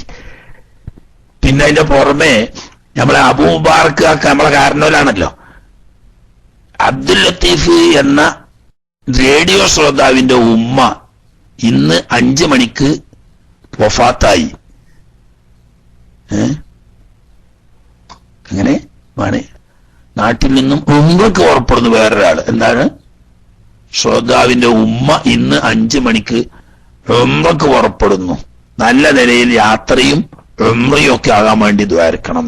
അല്ലാഹു സുബ്ഹാനഹു വ തആല ആ രോഗിയായ സഹോദരിയുടെ രോഗം മല പോലെ വന്നത് മഞ്ഞ് പോലെ അല്ലാഹു തആല തട്ടുമാറ്റി കൊടുക്കുമാറാകട്ടെ. പൂർണ്ണമായ ശിഫ ഹബീബ് അഷ്റഫുൽ ഖൽഖ് സ്വല്ലല്ലാഹു അലൈഹി വസല്ലം തങ്ങളുടെ ബറക്കത്ത് കൊണ്ടും മഹാന്മാരായ അസ്ഹാബുൽ ബദരീങ്ങളുടെ കറാമത്ത് കൊണ്ട് അല്ലാഹു തആല സഹോദരിക്ക് പരിപൂർണമായ ശിഫ നൽകുമാറാകട്ടെ. അതുപോലെ തന്നെ ആ ഉസ്താദിന്റെ പിതാവ് അല്ലാഹു സുബ്ഹാനഹു വ തആല മഹാന് എല്ലാവിധ റഹ്മത്തും മഗ്ഫിറത്തും കൊടുത്ത് അനുഗ്രഹിക്കുമാറാകട്ടെ. ജീവിതത്തിൽ വന്നുപോയ എല്ലാ തെറ്റുകുറ്റങ്ങളും റബ്ബുൽ ഇസ്സത്ത് തമ്പുരാൻ ഹബീബിന്റെ ഹക്ക് കൊണ്ട് വിട്ടുകൊടുത്ത് മാപ്പാക്കി കൊടുക്കട്ടെ. അവരുടെ ഖബറിടം അല്ലാഹു തആല സ്വർഗ്ഗത്തൊപ്പാക്കി കൊടുക്കുമാറാകട്ടെ. അവരെയും നമ്മളെയും നാളെ ജന്നാത്തുൽ ഫിർദൗസിൽ ഹബീബിന്റെ ചാരത്തണയാനും റബ്ബിന്റെ ലിഖാ കാണാനും ഒത്തൊരുമിക്കാനും തൗഫീഖ് ചെയ്യുമാറാകട്ടെ. അൽഹംദുലില്ലാഹി റബ്ബിൽ ആലമീൻ. അല്ലാഹുമ്മ സ്വല്ലി അലാ സയ്യിദിനാ മുഹമ്മദ് വഅലാ ആലി മുഹമ്മദ്. അർഹമർ റഹീമായ റബ്ബേ, ഞങ്ങളുടെ എല്ലാ ദോഷങ്ങളും നീ വിട്ടുകൊടുത്ത് മാപ്പാക്കി തരണേ അല്ലാഹ്. ഞങ്ങളുടെ വാക്കുകളും പ്രവൃത്തികളും സ്വഭാവങ്ങളും നടപടികളും നിന്റെ പൊരുത്തത്തിലാക്കണേ അല്ലാഹ്. നീ വിരോധിച്ചതിൽ നിന്നിട്ട് നീ കാത്തുരക്ഷിക്കണേ റഹ്മാനെ. പടച്ചവനെ, നന്മ ചെയ്യാനും നല്ലവരോട് ഒത്തൊരുമിക്കാനും ഞങ്ങൾക്ക് നീ സൗഭാഗ്യം തരണേ തമ്പുരാനെ. എല്ലാവിധ ശത്രുക്കളുടെ ഷർറിൽ നിന്നിട്ടും തെറ്റിദ്ധാരണ പരത്തുന്നവരുടെ തെറ്റിദ്ധാരണയിൽ നിന്നിട്ടും ഞങ്ങളെ എല്ലാവരെയും നീ കാത്തുരക്ഷിക്കണേ റഹ്മാനെ. റബ്ബേ, ഖൈറിന്റെ അഹ്ലുകാരിൽ ഞങ്ങളെ നീ പെടുത്തിത്തരണേ അല്ലാഹ്. എല്ലാവിധ കടങ്ങളും ബുദ്ധിമുട്ടുകളും വിഷമങ്ങളും നീ നീക്കിത്തരണേ തമ്പുരാനെ റഹ്മാനെ. ജോലിയില്ലാത്തവർക്ക് ഖൈറും ബറക്കത്തുമുള്ള ജോലി നീ എളുപ്പമാക്കണേ തമ്പുരാനെ. ചെയ്യുന്ന ജോലികളും ഏർപ്പാടുകളിലും നീ ഖൈറും ബറക്കത്തും സബാത്തും നൽകണേ അല്ലാഹ്. മക്കളില്ലാത്തവർക്ക് നീ സ്വാലിഹായ സന്താനങ്ങളെ നൽകണേ അല്ലാഹ്. ഗർഭിണികൾക്ക് നീ സുഖപ്രസവം നൽകണേ റഹ്മാനെ. പടച്ചവനെ, ഞങ്ങളുടെ മക്കൾ പരീക്ഷ നേരിടാൻ പോവുകയാണ്. പലർക്കും പരീക്ഷ തുടങ്ങി, പലരും ദിവസങ്ങൾക്കുള്ളിൽ പരീക്ഷ തുടങ്ങാൻ പോവുകയാണ്. റബ്ബേ, അവർക്കൊക്കെ നല്ല ഇൽമും ഹിക്മത്തും നൽകണേ അല്ലാഹ്. അവർക്ക് നല്ല ഓർമ്മശക്തിയും ഉന്നതമായ വിജയവും നൽകണേ പടച്ചവനെ. ഞങ്ങളെ മക്കളൊക്കെ ഉന്നത സ്ഥാനത്തെത്തി കാണാനുള്ള സന്തോഷിക്കാനുള്ള ഭാഗ്യം തരണേ അല്ലാഹ്. പ്രായമെത്തിയ മക്കൾക്ക് സ്വാലിഹ്യങ്ങളും സ്വാലിഹാത്തുകളുമായ അണകളെ നീ നൽകണേ റഹ്മാനെ. അവരെയൊക്കെ സുന്നത്ത് ജമാഅത്തിന്റെ മാർഗത്തിൽ അവരെയും ഞങ്ങളെയും നീ ഉറപ്പിച്ചു നിർത്തി തരണേ തമ്പുരാനെ. അർഹമുർ റഹീമായ നാഥാ, പെട്ടെന്നുള്ള മരണം കൊണ്ട് ഞങ്ങളെ നീ പിടികൂടല്ലേ അല്ലാഹ്. പടച്ചവനെ, മാറാവ്യാധി രോഗങ്ങൾ തന്നുകൊണ്ട് ഞങ്ങളെ നീ പരീക്ഷിക്കല്ലേ പടച്ചവനെ. അവസാനം വരെ നിനക്ക് നിസ്കരിക്കാനും സുജൂദ് ചെയ്യാനുള്ള ആഫിയത്ത് തന്നെ അല്ലാഹ്. ഞങ്ങൾ ആഫിയത്ത് എടുത്തു കളഞ്ഞുകൊണ്ട് ഞങ്ങളെ നോക്കുന്നവർക്ക് ഒരു ബാധ്യതയാക്കി ഞങ്ങളെ നീ കടത്തല്ലേ റഹ്മാനെ. പടച്ചവനെ, മരണം ഹൈറാവുന്ന സമയത്ത് നല്ല സ്ഥലത്ത് നല്ല സമയത്ത് നല്ല ആളുകളുടെ സാന്നിധ്യത്തിൽ വെച്ച് ലാ ഇലാഹ ഇല്ലല്ലാഹ് എന്ന് കലിമച്ചുരിച്ച് ഹുസ്നുൽ ഖാത്തിമത്ത് തരണേ അല്ലാഹ്. ഖബർ ജീവിതം നീ സന്തോഷമാക്കണേ അല്ലാഹ്. മഹ്ശറിൽ നിന്റെ അർശിനെ തന്നേക്കപ്പെടുന്ന കൂട്ടത്തിൽ നീ ഉൾപ്പെടുത്തണേ അല്ലാഹ്. ഹബീബിന്റെ ചാരത്തണഞ്ഞ ആ ശഫാഅത്ത് കൊണ്ട് വിജയിക്കാനും അവിടുത്തെ തൃക്കയിൽ നിന്ന് ഹൗദുൽ കൗസർ വാങ്ങിക്കുടിക്കാനും ഞങ്ങൾക്ക് നീ ഭാഗ്യം തരണേ അല്ലാഹ്. നിന്റെ കോപത്തിന്റെ വീടാവുന്ന നരകത്തിൽ നിന്ന് ഞങ്ങളെ നീ എത്തിച്ചെല്ലണേ റഹ്മാനെ. നിന്റെ റഹ്മത്തിന്റെ വീടാവുന്ന ജന്നാത്തുൽ ഫിർദൗസിന്റെ അമ്പിയാക്കൾ ഔലിയാക്കൾ സ്വാലിഹീങ്ങളോടുകൂടി ഒരുമിച്ച് കൂടി നിന്റെ ലിഖാ കണ്ട് അനനിക്കാനുള്ള സൗഭാഗ്യം തരണേ അല്ലാഹ്. അതോടെ ഞങ്ങളുടെ മാതാപിതാക്കൾ, ഭാര്യ, മക്കൾ, സഹോദര സഹോദരിമാർ, കൂട്ടുകുടുംബങ്ങൾ, ഉസ്താദന്മാര്, മശായിഖന്മാര്, ശിഷ്യന്മാര്, ശരീക്കന്മാര്, ഭക്ഷണം തന്നവർ, വസ്ത്രം തന്നവർ, മറ്റ് സഹായ സഹകരണങ്ങൾ മുത്താശം ചെയ്തു തന്നവർ, ഞങ്ങളോട് ദുആവസിയത്ത് ചെയ്ത, ഞങ്ങൾ ദുആവസിയത്ത് ഏറ്റെടുത്ത എല്ലാ മോമിനും മോമിനാത്തുകളെയും ഈ കൂട്ടത്തിൽ നീ ഉൾപ്പെടുത്തണേ റഹ്മാനെ. റബ്ബനാ തഖബ്ബൽ മിന്നാ ഇന്നക അൻതസ് സമീഉൽ അലീം വതുബ് അലൈനാ ഇന്നക അൻതത് തവ്വാബുർ റഹീം വഗ്ഫിർ ലനാ യാ ഗാഫിറൽ മുദ്നിബീൻ വർഹംനാ ബിറഹ്മതിക യാ അർഹമർ റഹീമീൻ ബിഫദ്ലി സല്ലല്ലാഹു അലാ മുഹമ്മദ് സല്ലല്ലാഹു അലൈഹി വസല്ലം സല്ലല്ലാഹു അലാ മുഹമ്മദ് സല്ലല്ലാഹു അലൈഹി വസല്ലം അല്ലാഹുമ്മ സ്വല്ലി അലാ മുഹമ്മദ് യാ റബ്ബി സ്വല്ലി അലൈഹി വസല്ലം വസല്ലി അലാ ജമീഇൽ അംബിയാ വൽ മുർസലീൻ അൽഹംദുലില്ലാഹി റബ്ബിൽ ആലമീൻ. ദുആ വസിയത്തോടെ അസ്സലാമു അലൈക്കും വറഹ്മത്തുള്ളാഹി വബറകാതുഹു.